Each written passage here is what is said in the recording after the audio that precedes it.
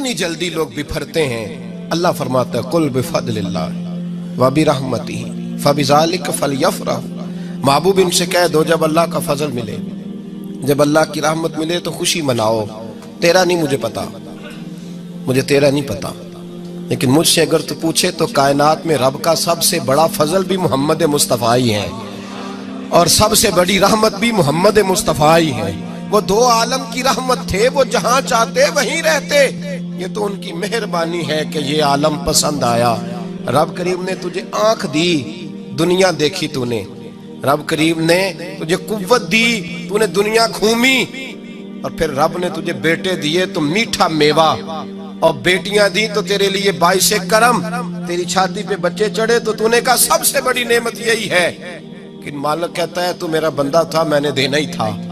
اس نے دیا، احسان نہیں جتلایا. لیکن جب اپنا نبی دیا تو کہا میں نے بڑا احسان کیا تم پہ. لقد من اللہ علی المؤمنین اذ بعث فیہم رسولا.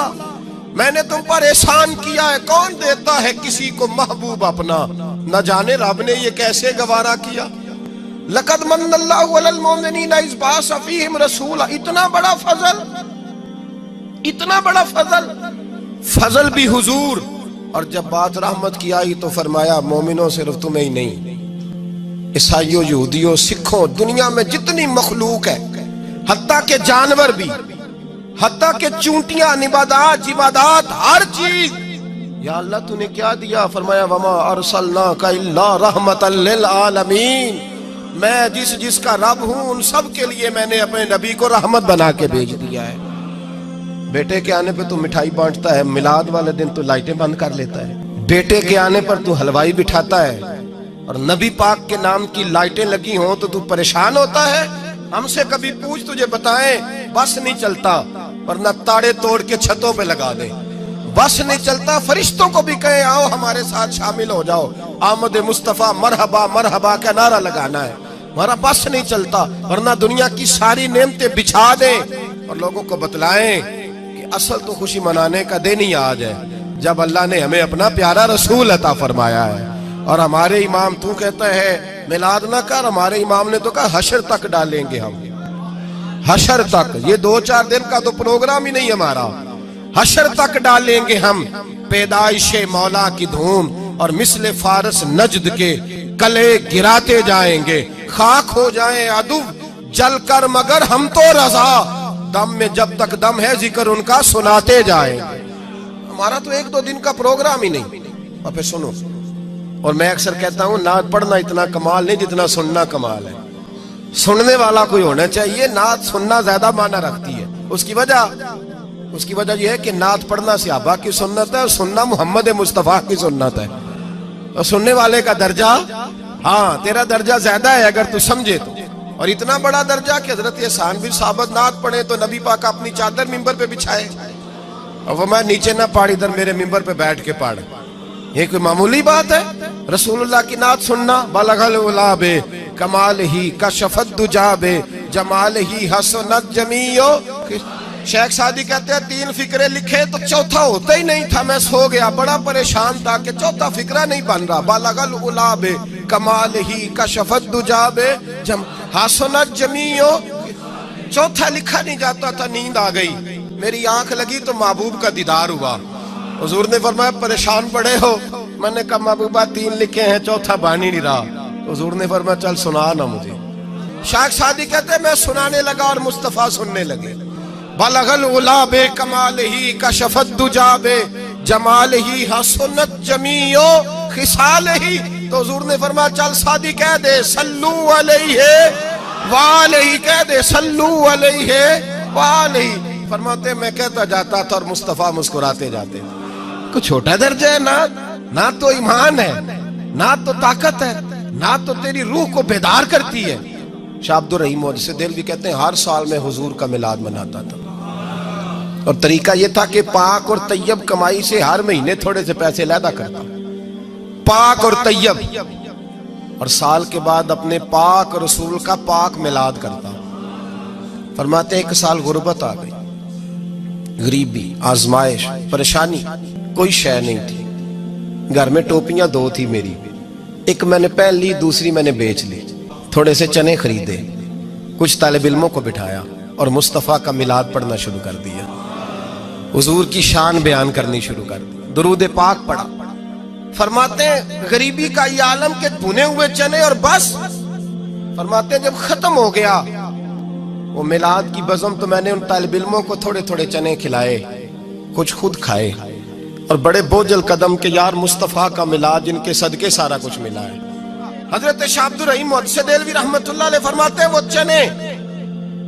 चने मैंने खिलाए बोझल कदमों से। शाह बड़ा परेशान था, ज्यादा होते तो मैं ज्यादा लुटाता, लेकिन फरमाते हैं वही चने खिला के इशा पढ़ के मैं सो गया, मेरे नसीब जागे, मुझे मुस्तफ़ा करीम का दीदार नसीब हो गया।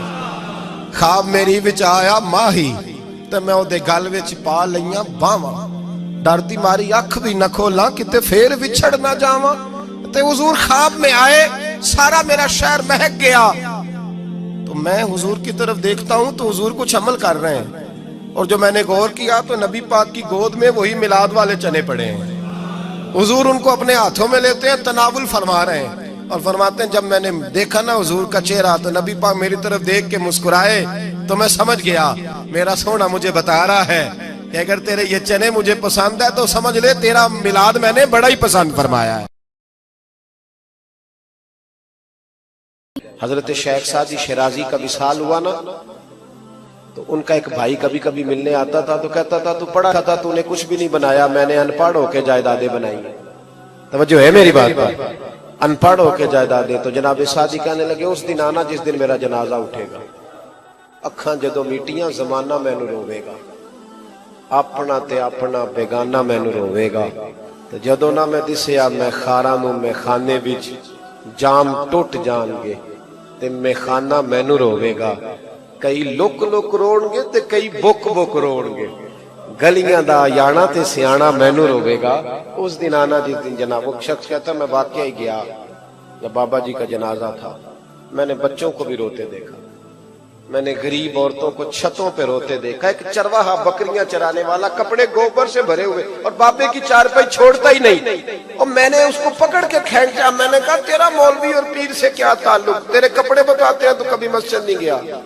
तो वो रो पड़ा, कहने लगा ये मेरा भी मुर्शिद था, मैं गरीब हूँ, बकरियां चराता हूँ, सारा शहर मुझे कमी कहता था, पर बाबा जब मेरे पास से गुजरता तो घोड़े से उतर जाता, मुझे सीने से लगाता, मेरा माथा चूमता और मेरा माथा चूम के कहता अपने आप को कमी, छोटा और हकीर न समझना, तुम्हें पता है बकरियां चराना तो मदीने वाले रसूल की सुन्नत है, ये तो नबी पाक का तरीका है, मुबारका है। तो कहते हैं 1 मिनट लगाता था बाबा, मुझे फर्श से उठा के अर्श पे बिठा देता था।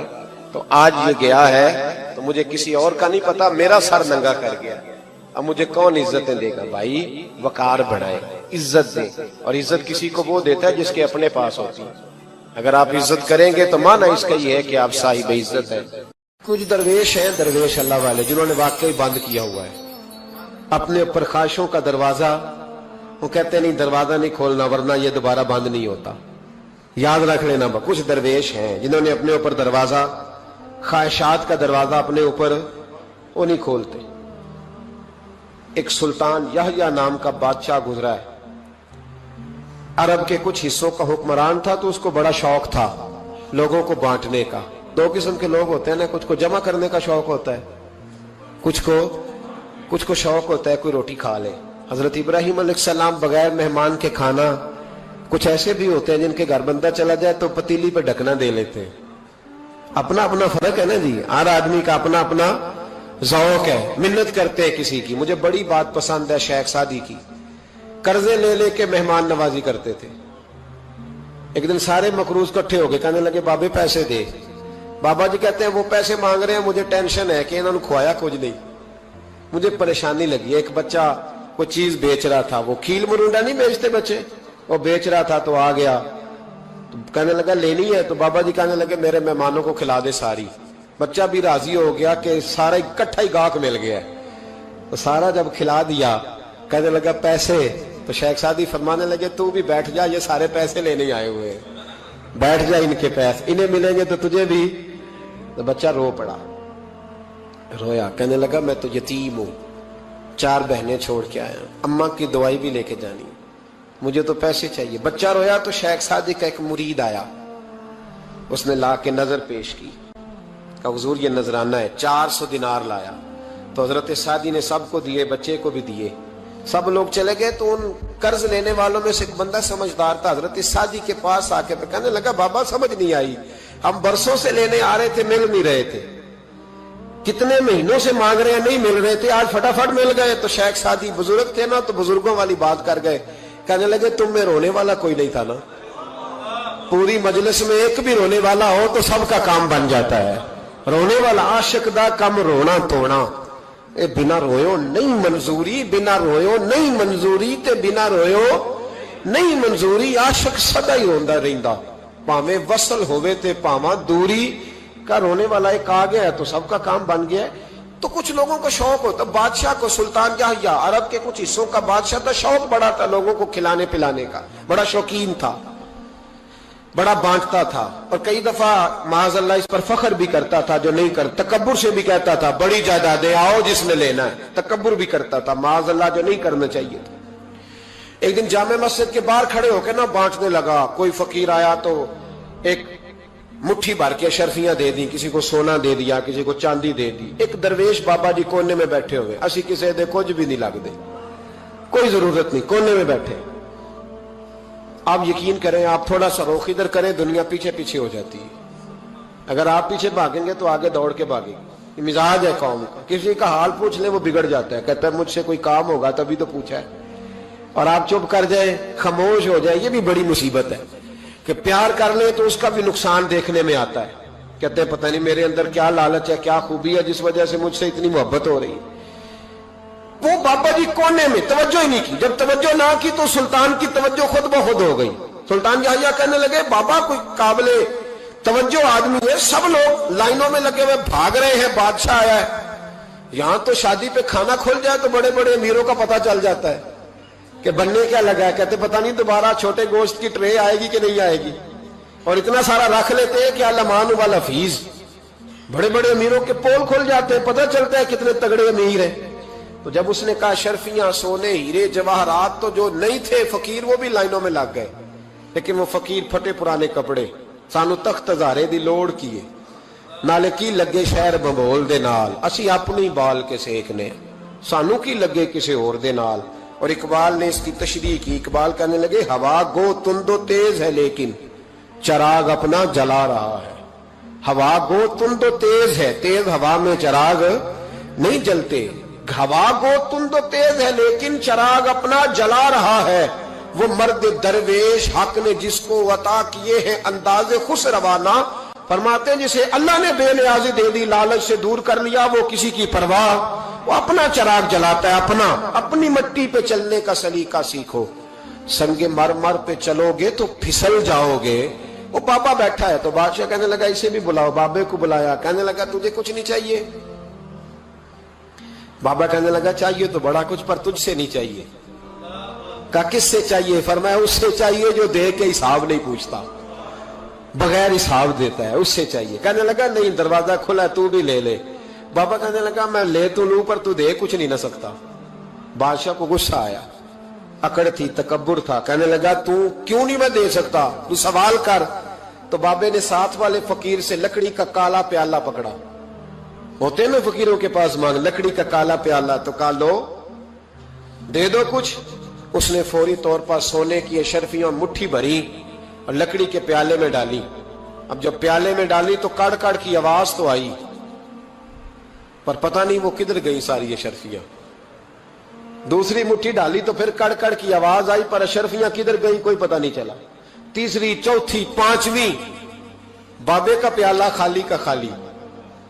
2 दफा भी, 4 दफा भी। ये बादशाह लोग जिद्दी होते हैं, मानते नहीं जल्दी, क्योंकि इन्हें किसी ने बता दिया होता है ना सारा कुछ तुम ही हो, अड़ जाते। हाँ हाँ, जो जिस मनसब पे भी बादशाह होता है अड़ जाता है। उसने कहा मैं भी जिद्दी हूं, प्याला भर के छोड़ना है। एक बोरी मंगा ली, दूसरी मंगा ली, तीसरी मंगा लिया। बाबा खुश है, मुतमईन है, चलो डालो, तुमने कहा था मिलेगी। अब वो मुट्ठी डालता, कभी अशरफियां, कभी हीरे, कभी चांदी, पर पता नहीं किधर जाती। बिल आखिर आहिस्ता आहिस्ता बैक होने लग गया। وزیر کہنے لگا بادشاہ پیچھے سے بوریاں ختم ہو گئی ہیں، اب نئی منگانے لگیں گی، پیچھے کوئی چیز بھی نہیں، ختم ہو گیا سارا کچھ۔ انسان کسی کو کیا دے سکتا ہے؟ کیا ہاں وہ انسان بڑا نوازتے ہیں جن کے پاس خزانے بھی اللہ کے دیے ہوئے ہوتے ہیں، وہ نوازتے ہیں لوگوں کو، وہ نوازتے۔ کہا تو کیا دے سکتا ہے؟ بادشاہ جب تنگ آ گیا نا بادشاہ، تو گھوڑے سے نیچے اتر آیا اور بابے کے پیروں میں بیٹھ کے کہنے لگا بابا یہ پیالہ ہے کس بلا کا نام؟ نیچے کون سا کنواں ہے کہ جو کنواں جو نیچے گراتا ہی جاتا ہے اور جو بھرتا ہی نہیں ہے؟ تو اب بادشاہ کا ہاتھ رکا تو بابے نے پیالہ چھوڑ دیا اور بڑا قیمتی لفظ کہا۔ بابا کہنے لگا بادشاہ یہ انسانی خواہشات کا پیالہ ہے، یہ انسان کی خواہشوں کا پیالہ ہے، یہ لالچ کا پیالہ ہے، یہ کبھی بھر سکتا؟ انسان کبھی کہتا ہے یا اللہ اپنا مکان دے دے بڑا راضی ہوں، اسے اپنا مل جاتا ہے، پھر کہتا ہے نہیں سوسائٹی میں ہونا چاہیے، پھر سوسائٹی میں اللہ دیتا ہے تو کہتا ہے 5 مرلے کا چھوٹا ہے۔ اس کے نفس کا پیالہ کبھی بھرتا؟ نبی پاک علیہ السلام نے فرمایا تھا اس خواہش کے پیچھے نہ لگنا جو تمہیں نئی خواہش میں ڈال دے۔ کوئی نہیں سمجھ آئی بات کیا؟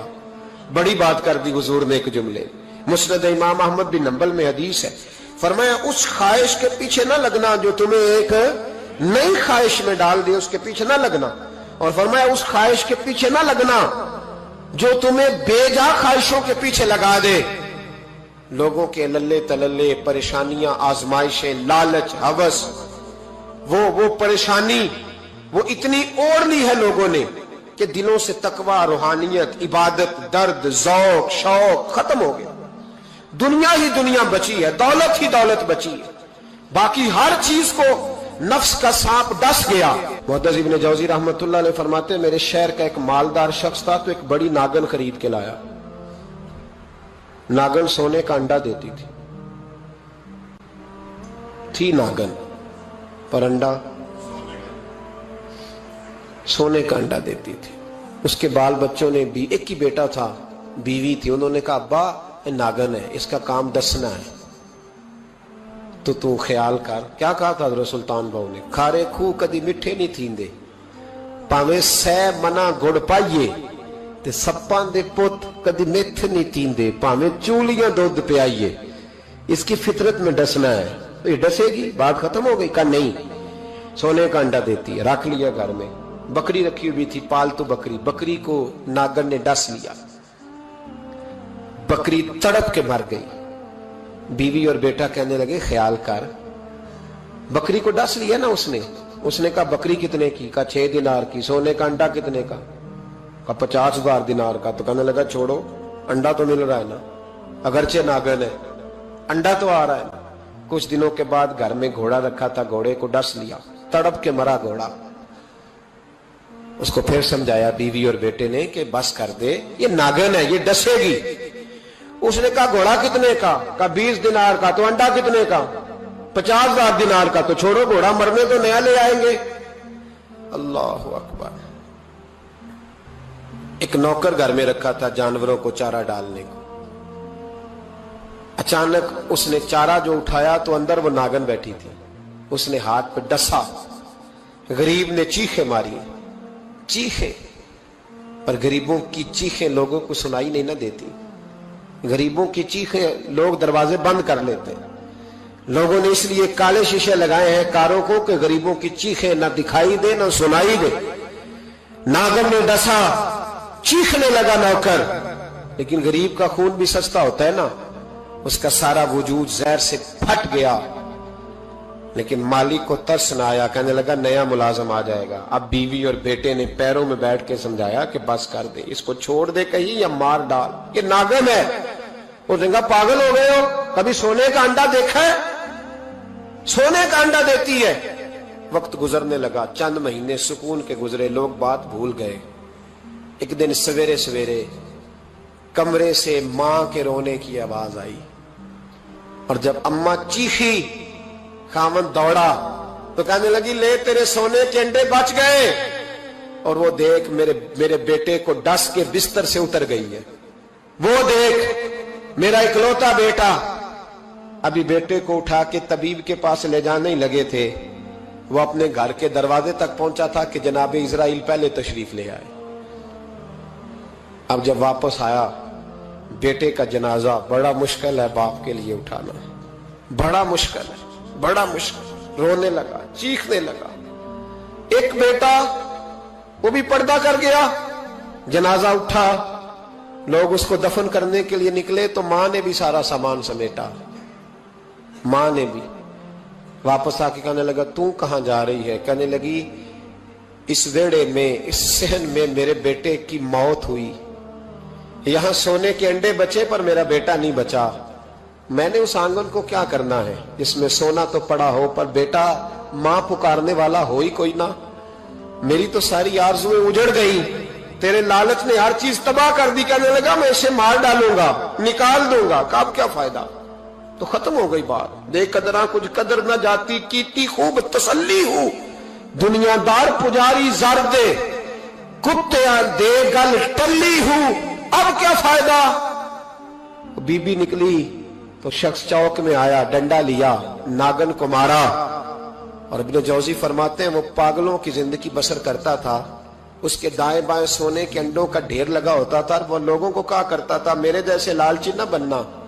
मेरे पास ना बीवी बची, ना बच्चे बचे, ना घर बचा, ना कोई वफादार बचा। हाँ, मेरे पास दौलत बची।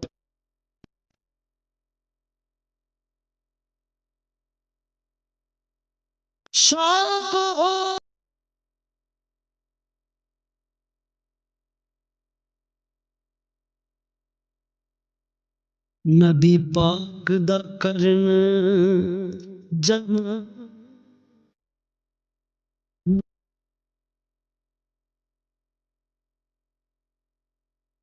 आया वही लेके होया तुरत हाज़र।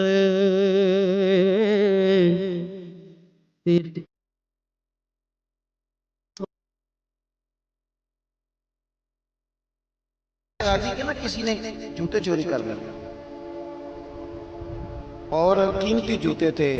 अब शायद आपको तो ये बात वैसे ही, ज्यादातर शहर में रहने वाले लोग हैं, हम जो देहाती लोग थे ना, हम साई दे के जूता बनवाते थे। अकीदा से मैं साई दे के जूती बनवाई, साई दे के जूता बनवाते थे तो बड़ा प्यारा लगता था। वो जूता चोरी हो गया तो लोगों ने आपसे कहा कि हुजूर वो तो जूता चोरी कोई ले गया आपका। तो हजरत ने फौरन जो लफ्ज कहे ना, वो शुक्र वाले। ये भी हो सकता था, देखो जी लोग कितने चोर हो गए, कितने जालिम हो गए, ख्याल ही नहीं करते, बुजुर्गों का भी ख्याल नहीं करते, किसी का हया ही नहीं रहा, फलान हो गया फलान, ये सारी बातें हो सकती थी ना। लेकिन उसने ये जरा शिकवे और शुक्र में फर्क देखे क्या है। हजरत सादी से कहा, जनाब जूता चोरी हो गया। तो फरमाने लगे, अल्हम्दुलिल्लाह, शुक्र है जूते ही चुराए हैं, कहीं पैर तो नहीं ना चुरा के ले गया। पैर सलामत हैं तो जूते और भी आ ही जाएंगे। जूते ही गए, पैर तो नहीं ना गए। तो शुक्र वाली जिंदगी अपनाएं, शिकवे से बाहर आ रहा। हमारे शिकवे ही नहीं हमारी जान छोड़ते। हजरत ईसा अलैहिस्सलाम गुजर रहे थे तो एक शख्स जमीन पे लेटा हुआ है, दोनों हाथ कटे हुए हैं, दोनों पैर कटे हुए हैं और दोनों आंखों से नाबीना है। ये मैंने कह दिया, आपने सुन लिया, लेकिन एक उंगली काट जाए तो सारी जिंदगी रोते गुजर जाती है। ओ जी देखो जी मैं माजूर हो गया। दोनों हाथ कोई नहीं, दोनों पैर कोई नहीं, दोनों आंखें, किधर देखो जवानों, हाथ कोई नहीं, पैर कोई नहीं, आंखें कोई नहीं, लेकिन जे सोना ही मेरे दुख विच राजी ते फिर सुख नू चुल्ले डावा। और दरवेश कहने लगे, दुख कबूल मोहम्मद बख्शा, ओए राजी रहन प्यारे, राजी रहन प्यारे। हाथ कोई नहीं, पैर कोई नहीं, आंखें कोई नहीं, बंदा जमीन पे लेटा है और कहता है, या अल्लाह तेरा शुक्र है, या अल्लाह तेरा शुक्र है, या अल्लाह तेरा शुक्र है। हजरत ईसा गुजर रहे थे, लोग वहां जमा हैं, उसकी हालत ये देखे। मैंने कहा फिर जरा फिर गौर करो क्या कह रहे हैं। यानी दोनों हाथ कट जाएं, एक मिनट के लिए सोचो, पैर कट जाएं, आंखें दोनों चली जाएं, दुनिया का कोई रंग नजर ना आए और बंदा कहे, या अल्लाह तेरा शुक्र है, या अल्लाह तेरा। हजरत ईसा अलैहिस्सलाम ने जब लोगों को देखा ना कि हैरत से देख रहे हैं उसकी तरफ, तो हजरत रूहुल्लाह अलैहिस्सलाम उस बंदे के करीब गए और दस्ते शफकत फेर के कहने लगे, लोगों के दिलों में तेरे लिए एक सवाल है, हाथ तेरे कोई नहीं, पैर तेरे कोई नहीं, आंखें तेरी कोई नहीं, तो शुक्र शुक्र किस बात का। पता क्या कहा उस शख्स ने? अर्ज करने लगा, हुजूर आंखें कोई नहीं, پیر کوئی نہیں، ہاتھ کوئی نہیں، پر رب کا شکر ہے اس نے مجھے ایمان تو عطا فرمایا ہے۔ یہاں کوئی پوری آنکھوں کے ساتھ بھی بے ایمان ہے، کئی پورے وجود کے ساتھ بھی گستاخ ہے، کئی پوری نعمتوں کے ساتھ بھی نالائق ہے۔ میرا وجود پورا نہیں، پر شکر ہے اللہ کا، اس دل میں رب کو بھی بسائے ہوئے ہوں، رب کے رسول کو بھی بسائے ہوئے ہیں۔ یہ شکر ہے کہ سینے میں جو ایمان ہے، دل ہے وہ ایمانداروں جیسا ہے۔ مجھے صحیح بتانا، صحیح دل پہ ہاتھ رکھ کے، بیٹا ملنے پہ مٹھائی بانٹی، نئے مکان پر مٹھائی بانٹی، نئی نوکری ملی تو تحفے بانٹے، صحیح بتانا کبھی 2 نفل اس لیے پڑھے ہیں کہ یا اللہ تیرا شکر ہے تو نے ہمیں رسول اللہ کا غلام بنایا، تو نے زندگی میں اس نعمت کو سمجھا ہی نہیں کہ تیری شان کتنی ہے، تجھے پتہ ہی نہیں کہ صرف حضور کی نسبت کی برکت سے تیرا چہرہ قیامت کے دن 14ویں کے رات کی طرح چمکے گا۔ تو کہتا پیسے کوئی نہیں تو رونے لگ گیا، میرے پاس گھر کوئی نہیں تو رونے لگ گیا، تجھے پتہ ہے تیرے پاس کون سی نعمت ہے؟ پڑھے امام راضی کہتے ہیں نبی دعا کرتے رہے، نبی پیغمبر اللہ کے نبی، یا اللہ ہمیں اپنے محبوب کی امت میں شامل فرما۔ تجھے بن مانگے یہ نعمت ملی ہے، تو نے کبھی نہیں سوچا کہ میں چلو ایک رات اس لیے صرف عبادت میں گزار دوں کہ اللہ نے مجھے رسول اللہ کا غلام بنایا۔ اپنی زندگی شکر والی بنائی، اپنا مزاج شکر والا بنایا، اپنی طبیعت کے اندر۔ میرے ایک دوست نے مجھے ایک دن فون کیا، کالج میں ہم اکٹھے پڑھتے تھے، کہنے لگے چل یار سیر کرنے جانا ہے، تو میں نے کہا میں تو روز سیر پہ ہی ہوتا ہوں، روز سیر پہ ہی ہوتا ہوں، میں تو کبھی کسی شہر کبھی کسی شہر، رات کو میں 2 بجے 1 سے 2 بجے کے درمیان گھر پہنچا تھا، اوکاڑا سے اور رینالہ خرد وغیرہ سے ہو کر، اور پھر میں جتنا اللہ کو منظور ہوا میں لیٹا، پھر فجر اللہ کی توفیق سے اٹھ کے پڑھی، اور فجر کے بعد میں نے کاموں کے میں آ کے درس دیا، اور یہ چل رہا ہے سلسلہ ابھی تک۔ عدم سے لائی ہے ہستی میں آرزو رسول، اور دیکھو کہاں کہاں لیے پھرتی ہے جستجو رسول۔ یہ چل رہا ہے سلسلہ۔ میں نے کہا میں نے نہیں جانا کہیں سیر سور پہ، تو کہنے لگے یار میں تو اپنے کام سے اکتا گیا ہوں، 2-4 دن کی ٹھنڈے علاقے میں رہتے ہیں جا کے۔ میں نے کہا تو اکتایا ہوگا، میرا تو کام ہی بڑا مزے والا ہے، صبح و شام مدینے والے کی بات کرنا، آ میرے دل آمنہ کے لال کی باتیں کریں، چہرہ بشمس کے اجلال کی باتیں کریں۔ وہ میں نے کہا کہ ہم لوگ اس لیے وہ نعمت اگر ہمیں محسوس ہونا کہ ہم مسلمان ہیں، مومن ہیں، اور یہ وہ والی شان ہے جو کروڑوں دے کے نہیں خریدی جا سکتا، لیکن مزاج ہی نہیں شکر والا، طبیعت ہی نہیں۔ سیدہ طیبہ طاہرہ حضرت عائشہ صدیقہ رضی اللہ تعالی عنہ، آپ دیکھیں حضور نے یہ بھی فرمایا ہے، فرمایا سارے نبی ستائے گئے اور میں سب سے زیادہ ستایا گیا۔ دکھ ہر وقت رہے، ایسا نہیں کہ تکلیف نہیں، بولے نہیں جی سنیں بس بات سمیٹنے لگاؤں میں، ایسا نہیں کہ تکلیف نہیں آئی۔ مکے کے 13 سال آپ دیکھ لیں کس طرح کفار نے ستایا۔ مدینہ طیبہ میں حضور آ گئے تو کبھی بدر میں تلواریں، کبھی احد میں، کبھی خندق میں، کبھی کہیں کہیں کبھی کہیں، اور کبھی کافروں کے حملے، کبھی منافقین کی سازشیں، سارا کچھ حضور نے فیس کیا۔ لیکن حضرت عائشہ صدیقہ رضی اللہ تعالیٰ عنہ فرماتی ہیں کہ رات کا وقت ہوتا نا، یہ صحیح مسلم میں موجود ہے، تو حضور نماز کی نیت باندھتے اور اتنا نماز پڑھتے، اتنا پڑھتے، اتنا پڑھتے کہ مقدس قدموں میں ورم آ جاتا۔ روٹی کماتے سارے تھکے ہوں گے، دنیا داری جمع کرتے کئی لوگ تھکے ہوں گے، لیکن کبھی بتاؤ عبادت کرتے بھی تھکے ہیں۔ فرماتی ہیں کہ زخمی مقدس قدموں میں ورم آ جاتا۔ میں نے ایک دن عرض کی یا رسول اللہ، اللہ کے محبوب ہیں، اللہ نے آپ کو رسولوں کا امام بنایا ہے، اتنی مشقت کیوں کرتے ہیں آپ، اتنی سخت عبادت کیوں کرتے ہیں؟ تو حضور نے امت کو سبق دیا، فرمایا عائشہ تم نے بیان کیا ہے نا کہ اللہ نے مجھے بڑی عظمتیں دی ہیں، تو افلا اکون عبدا شکورا، فرمایا پھر میں اپنے رب کا شکر گزار بندہ نہ بنوں؟ یہ میری ساری رات کی عبادت شکر کے لیے ہے، یہ ساری رات کا قیام شکر کے لیے، یہ سجدے شکر کے لیے، اپنی زندگی میں نعمتوں کا شکر تو شروع کریں. اللہ فرماتے ہیں لَإِن شَكَرْتُمْ لَأَزِيدَنَّكُمْ، تم شکر کرو میں نعمتوں میں اضافہ کر دوں گا. لیکن اگر زبان سے شکوہ ہٹے نہ تو سکون آئے گا. آخری بات سنیں. یہ شخص جب دنیا سے گیا ہے تو ڈٹ کے گیا ہے، یہ ڈٹ کے گیا ہے دنیا سے. حجاج بن یوسف رات کو سویا تو تڑپ کے اٹھا. کیا ہوا؟ گھر والے کہنے لگے کیا ہوا؟ کہنے لگے سعید بن جبیر خواب میں آیا اور کہتے ہیں اٹھ مجھے بتا تو نے مجھے کیوں قتل کیا، بتا کیوں مارا. اگلی رات پھر سویا تو وہی خواب، پھر سویا تو وہی خواب. گناہ نفسیاتی مریض بنا دیتا ہے. ظلم تجھے مخبوط الحواس کر دیتا ہے. جب تو زیادتی کرتا ہے تو اللہ فرماتے ہیں کہ تو اللہ کو بھولتا ہے، اللہ تجھے اپنا آپ بھلا دیتا ہے.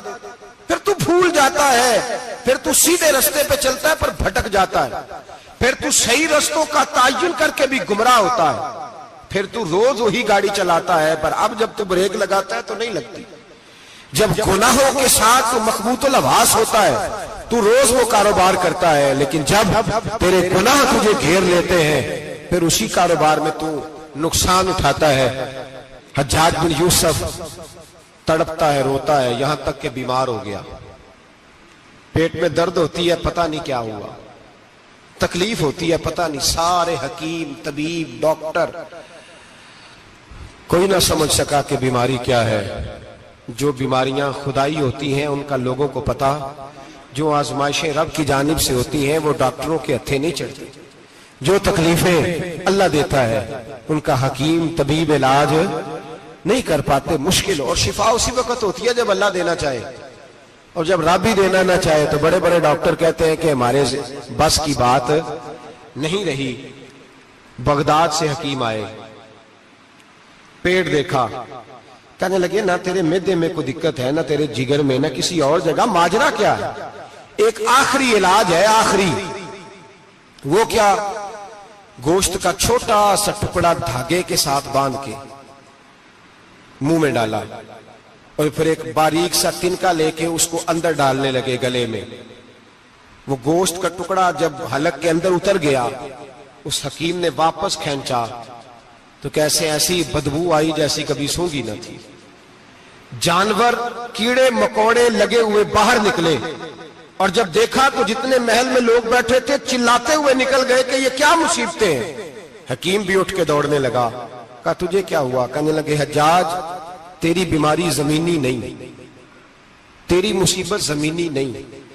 کہا میری مرض تک تم کیوں نہیں پہنچ پا رہے؟ تو کہنے لگے لگتا ہے تو بد دعا کا مریض ہے، لگتا ہے تو ظلم کا مریض ہے، تو جبر کا مریض ہے. تڑپتا رہا، سسکتا رہا. ایک وقت وہ بھی آیا کہ گھر والوں نے کمرے میں بند کر کے تالا لگا دیا، دیوار سے ٹکرے مارتا. او بھائی، جو گناہوں کے بیمار ہوتے ہیں انہیں شفا نہیں ہوتی. جو ظلم، جبر، بربریت کے بیمار ہوتے ہیں انہیں سکون قلبی میسر نہیں آتا. دوائیاں ان بیماریوں کی بنی ہوئی ہیں جو بیماریاں زمینی ہیں، جو بیماریاں خوراک کی بد پرہیزی سے ہوتی ہیں، جو گناہوں کی بد پرہیزی سے ہوتی ہیں. ان کی بیماریاں، ان کی شفا توبہ ہے، ان کی شفا رجوع اللہ ہے. ان کی توبہ، اللہ سے معافی مانگنے سے شفا ہوتی ہے. حجاج جب مرنے لگا تو بلایا. یہ رنگ بھی ذرا ملاحظہ کیجئے گا. 2-4 قریبیوں کو بلایا. پتا ہوتا ہے نا اپنے کرتوتوں کا آدمی کو، پتا سارا ہے سردار نوکیتیاں دا، پتا ہوتا ہے سارا. بلا کے کہنے لگا جب میں مر جاؤں تو مجھے رات کو دفن کرنا. کیوں بھائی عورت ہے؟ کہنے لگا نہیں رات کو دفنانا. ٹھیک ہے رات کو دفنا دیں گے. پھر کہنے لگا جب صبح ہو جائے تو صبح ہونے سے پہلے پہلے میری قبر زمین کے برابر کر دینا، نشان مٹا دینا. کہا وجہ؟ تو کلمہ پڑھتا ہے، حضور کا حکم ہے کہ قبر کم از کم ایک بالش، ایک گیٹ اونچی ہونی چاہیے زمین سے کم از کم. تو تیری قبر مٹا دے. وجہ؟ پتا ہوتا ہے اپنے ظلموں کا. کہنے لگا مجھے پتا ہے لوگ میرے مرنے کے بعد میری قبر بھی نہیں چھوڑیں گے. دنیا میں تو میرے جبر کی وجہ سے کوئی آ نہ سکا، لیکن میری قبر بھی لوگ جنازوں میں باتیں شروع کر دیتے. جنازوں میں نے ایسی بھی داستانیں سنی ہیں کہ کوئی مرا تو لوگ جوتوں کا ہار قبر پہ ڈال آئے. نہیں بھائی، تو جب زندہ تھا تو تیرے جبر ظلم کی وجہ سے نہیں کو بول سکا. ایک تو ہے قیامت میں حساب ہوگا، یہاں دنیا میں حساب ہونے لگتا ہے. اتنی لمبی زبانیں لوگوں کی لٹک کر مرتے وقت باہر نکل آتی ہیں. دعا کریں، جمعہ ہے، اللہ تعالیٰ ایمان کی موت عطا فرمائے. دعا فرمائے رب تعالیٰ، اللہ تبارک و تعالیٰ توبہ کر کے جانے کی توفیق عطا فرمائے. جاگے جاگے اور سنے اور دعا کرے، اے اللہ تو ہمیں ظلم سے ویسے ہی محفوظ فرما. اگر ہم زیادتی کرنے لگے تو اے اللہ ہمیں اس سے منع فرما، ہمیں اس سے تو یہ توفیق دے کہ ہم باز آ جائیں اس گناہ سے. میرے بھائی، ایک تو دنیا میں سزا ہے، پھر قیامت کی سزا ہے، اور وہ زیادہ سخت ہے، وہ زیادہ سخت ہے. ہم لوگوں نے نا ہیلے بہانے بڑے بنائے ہوئے ہیں. بینک کے ساتھ کاروبار کرنے والا کہتا ہے نہیں نہیں مجبوراً لیا ہے، مجبوراً. مر رہا تھا تو آخری لبوں پہ تھا تو جائز ہے، جائز ہے. اس وقت جب تجھے کھانے کو لقمہ نہ لگے تو حرام کھانا بھی جائز ہے. کیا دقت تھی؟ کیوں اللہ رسول کے مقابلے میں کھڑا ہوا تو؟ کیوں سود کا دھندا کیا؟ کیا تکلیف تھی؟ کہاں تو الجھ گیا تھا؟ ہم جان بوجھ کے اپنے لیے جہنم کٹھی کرتے ہیں، پھر کہتے ہیں سکون نہیں زندگی میں. کہاں سکون آئے گا؟ کیسے آئے گا؟ ہم نے خود آگ لگائی ہے چمن میں اپنے. جو قیامت کی سزا ہے، میرے نبی پاک علیہ السلام نے فرمایا رب تمہیں سامنے کھڑا کرے گا. اور کس طرح کھڑا کرے گا؟ فرمایا لوگوں کے وجود سے کپڑے اتر جائیں گے، زمین اس طرح دہکے گی جس طرح تانبا زمین پہ رکھا جائے اور آگ جلائی جائے. تانبا دیکھا آپ لوگوں نے؟ یہ بھی گرمی گزری ہے نا، تو فرش پر جب سورج پڑتا تھا تو ننگے پاؤں چلا نہیں جاتا تھا. صحیح کہہ رہا ہوں؟ ننگے پاؤں، بچے کا پیر زمین پہ لگتا تو چیخ اٹھتے ہیں، کہتے ہیں اوہ جل گیا پیر. حالانکہ یہ فرش دنیا کے. اور اگر تانبے کے اندر خاصیت ہے کہ اگر کوئی دھات جلدی اور زیادہ گرم ہوتی ہے تو وہ تانبا ہے. میرے نبی نے مثال دی تو اس کی دی جو سخت تھا، فرمایا تانبے کی طرح زمین تپائی جائے گی اور پھر ننگے پاؤں رب تمہیں کھڑا کرے گا. آج سورج کی پشت تمہاری جانب ہے، قیامت میں منہ تمہاری جانب ہوگا. نیزہ آپ نے دیکھا ہوگا، نیزہ ہوتا تھا. فرمایا یہ جو تم نیزے دیکھتے ہو صرف 1.25 نیزے کے برابر سورج قریب آ جائے گا، اور پھر اللہ تمہیں سامنے کھڑا کر کے تم سے سوال جواب کرے گا. اور حضور نے کہہ دیا ہے تو اب کسی نعت خواں کے کہنے سے بات بدل سکتی، کسی پیر کے کہنے سے جملہ بدل سکتا، کسی خطیب کے کہنے سے فکر نہ کرنا وہ سامنے جنت پڑی ہے، اب بات بدل سکتی. خدا کی رحمت پر بھروسہ رکھنا ضروری ہے، نبی پاک کی شفاعت کی امید رکھنا. بولیے. لیکن جو حضور نے بیان کیا ہے اس کو ماننا بھی یہ بھی ضروری ہے. میرے نبی پاک نے فرمایا اللہ تم سے حساب لے گا اور اللہ پوچھے گا، تم نے جواب دینا ہے. حضور کس کس شے کا؟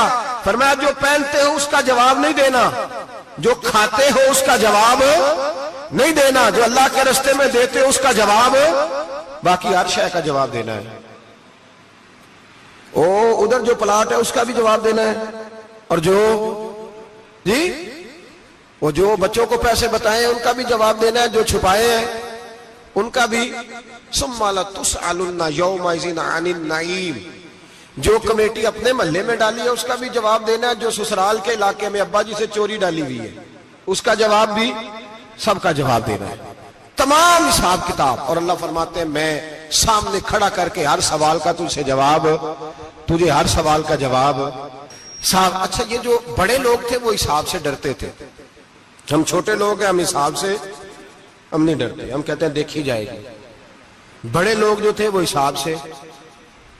حضرت ابو بکر صدیق دعا کرایا کرتے تھے، دعا کرو اللہ مجھ سے حساب نہ پوچھے.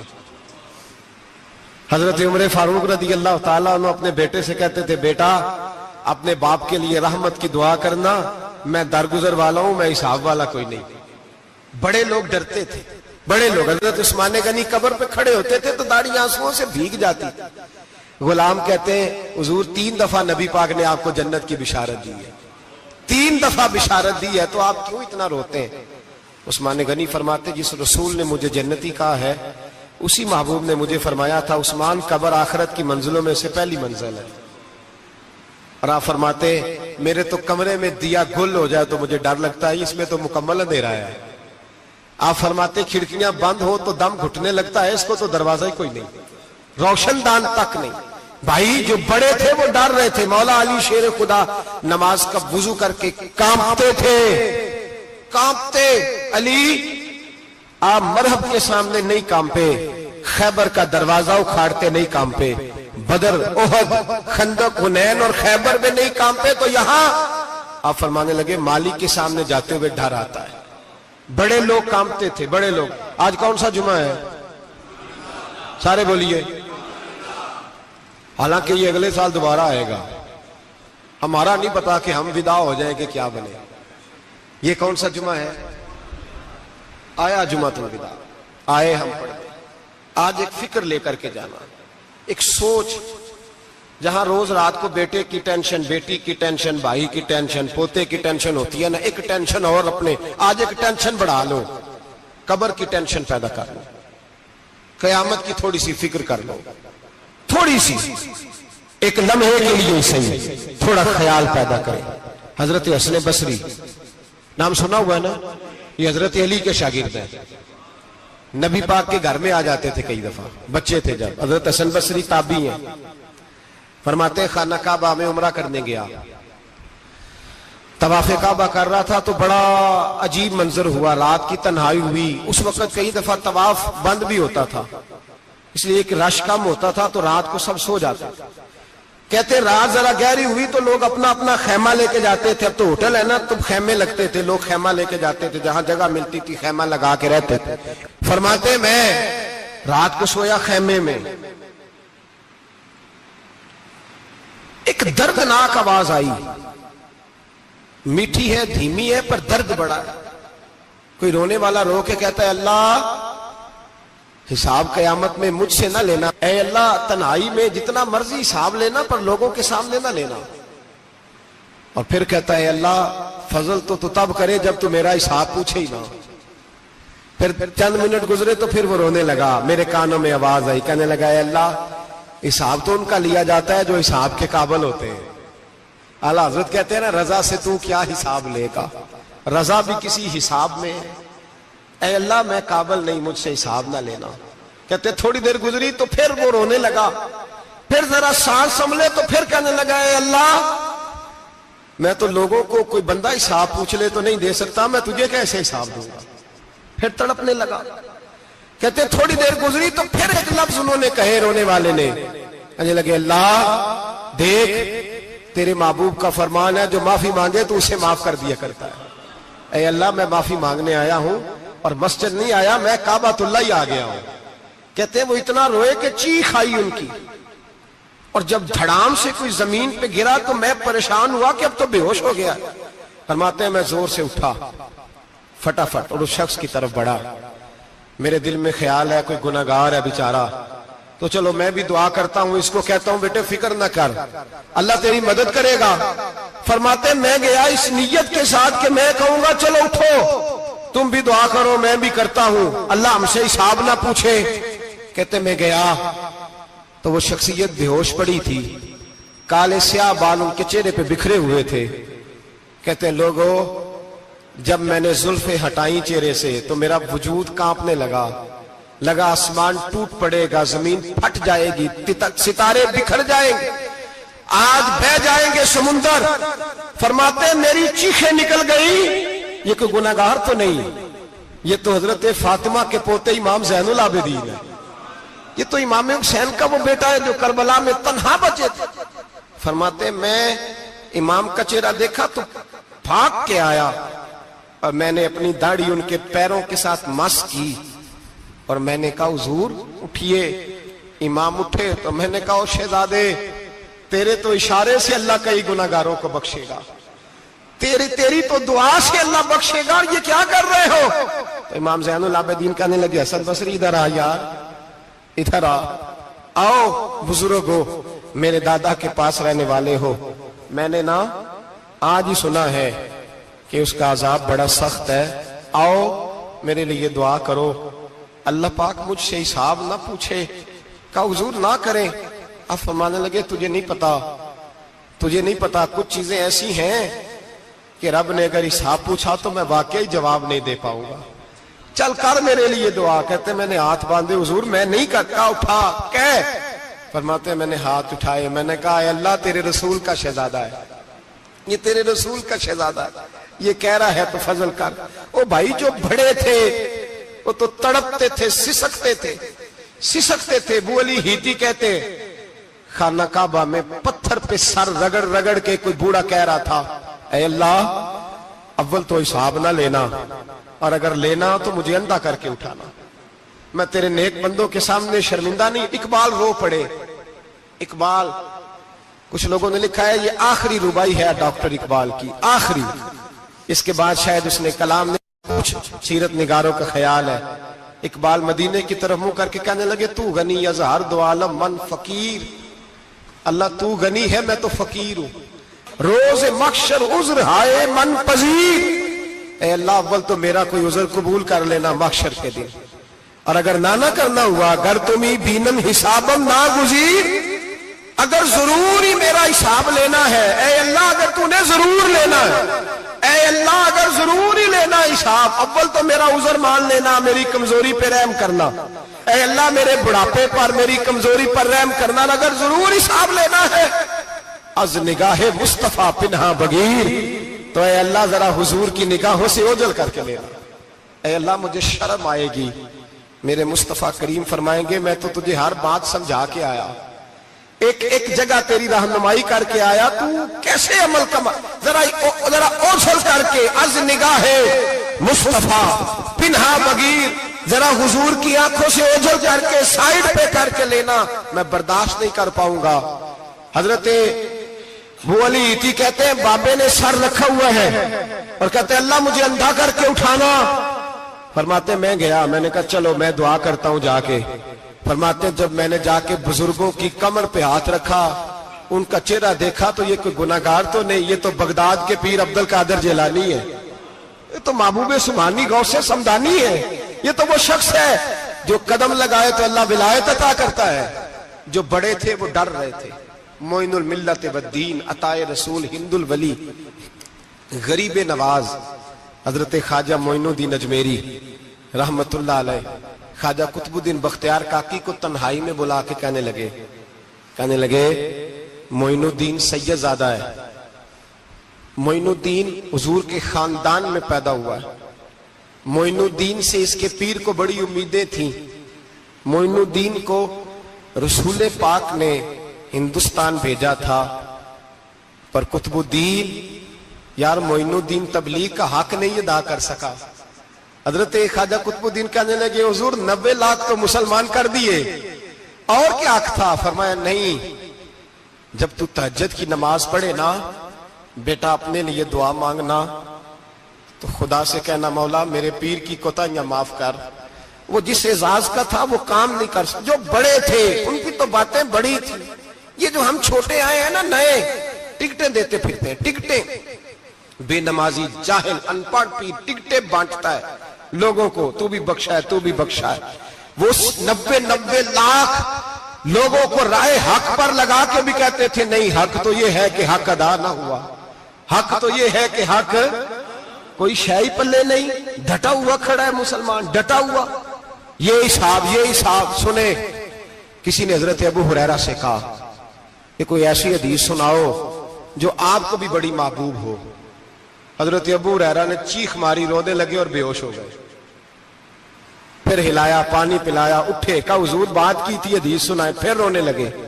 ہمیں تو نہیں نہ رونا آتا, ہمیں تو تب آتا ہے جب بیٹا بات نہ مانے, ہمیں تو تب آتا ہے جب کاروبار میں نقصان ہو جائے, ہمیں تو تب رونا آتا ہے جب ہمارا کوئی دوست ہمارے بارے میں غلط بات کر دے, بے عزتی دنیا کی ہو جائے. حضرت ابو ہریرہ 3 دفعہ ہوش آیا, 3 دفعہ روئے اور کہنے لگے عزیزو یہ وہ والی حدیث ہے کہ میں سوچتا بھی ہوں تو میں تڑپ اٹھتا ہوں. کہا کون سی حدیث؟ تو حضرت ابو ہریرہ کہنے لگے میں نے نبی پاک سے سنا ہے قیامت میں سب سے پہلے علماء کا حساب ہوگا, سب سے پہلے علماء کا. رب کریم فرمائے گا تمہاری دین کے نام پر بڑی موجیں تھیں, تمہارے بڑے پوسٹر چھپتے تھے, لائنیں بنا کے لوگ تمہارے ہاتھ چومتے تھے, لوگ تمہاری گڑی کو بھی چومنا اپنے لیے سعادت سمجھتے تھے. بتاؤ میرے رسول کے نام پر کھانے والوں کیا کر کے آئے ہو؟ عمل بتاؤ. عمل موج بڑی کی نا تم نے, بتاؤ عمل.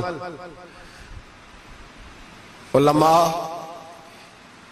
عالم عرض کرے گا اے اللہ میں جگہ جگہ تیرے رسول کے دین کی بات کرتا تھا, میں قرآن کے درس دیتا تھا, میں راتیں بیدار رہ کے تیاریاں کرتا تھا, میں جو بن سکا کیا. رب فرمائے گا نہیں, تو نے تو اس لیے کیا تھا کہ لوگ تجھے پیر صاحب کہیں, مولانا صاحب کہیں, تیرے نعرے لگائیں تو لگے نہیں پھر تیرے نعرے, پھر لوگوں نے لمبے لمبے القابات پکارے نہیں تیرے. حضور سید عالم علیہ السلام فرماتے ہیں پہلا حساب اس کا لے گا جو عالم کہلاتا تھا. رب پوچھے گا تجھے طاقت دی, ہمت دی, بولنے کی صلاحیت دی, اپنے فضل سے دی, بتا کیا کما کے آیا ہے.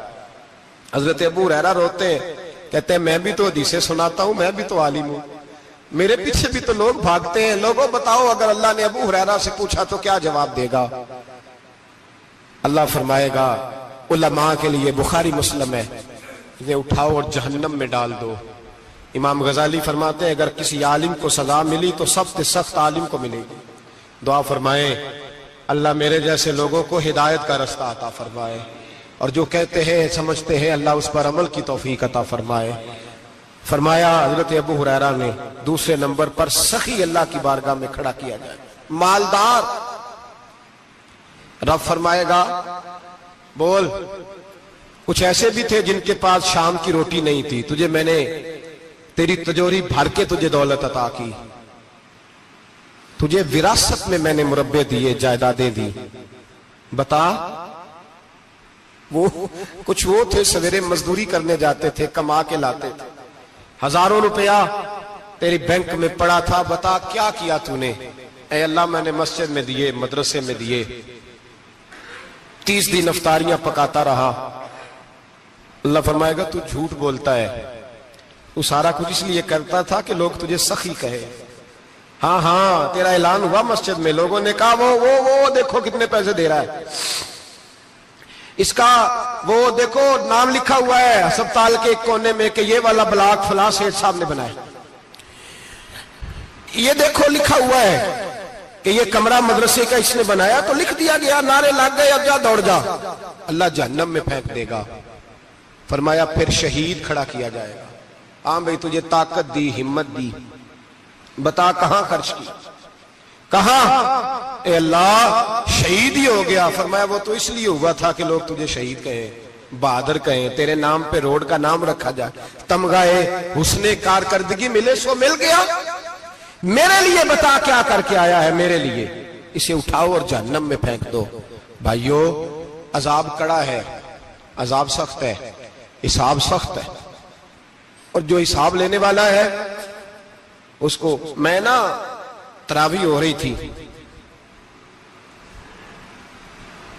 تو قاری صاحب نے ایک سورہ یاسین شروع کی, وَامْتَازُوا الْيَوْمَ أَيُّهَا الْمُجْرِمُونَ. اللہ فرماتا ہے قیامت میں کہوں گا مجرم جو ہے نا وہ صفوں سے باہر آ جائے, صفوں سے باہر آ جائے. ایک ہمارے فزکس کے ٹیچر ہوتے تھے تو بڑی سخت چھڑی مارتے تھے, تو جب وہ قد بھی بڑا تھا, جلال بھی بڑا تھا, اور اصول بڑے اچھے انسان تھے لیکن سخت تھے, تو مجھے یاد آتا تھا کہ جب وہ سویرے آ کے کہتے جس نے کام نے لکھا وہ باہر نکل آئے. 2 قسم کی چوٹ لگتی تھی. ایک تو خیال یہ آتا تھا کہ شرمندگی بڑی ہوگی کہ سارے اسٹوڈنٹ بیٹھے ہیں اور 2 3 4 ان کو کہا وہاں مرغے بن جاؤ, بڑی شرم آتی تھی. اور پھر جب وہ مارتے تھے تو اتنا سخت مارتے تھے کہ کئی دن تکلیف رہتی تھی, بتایا نہیں جاتا تھا.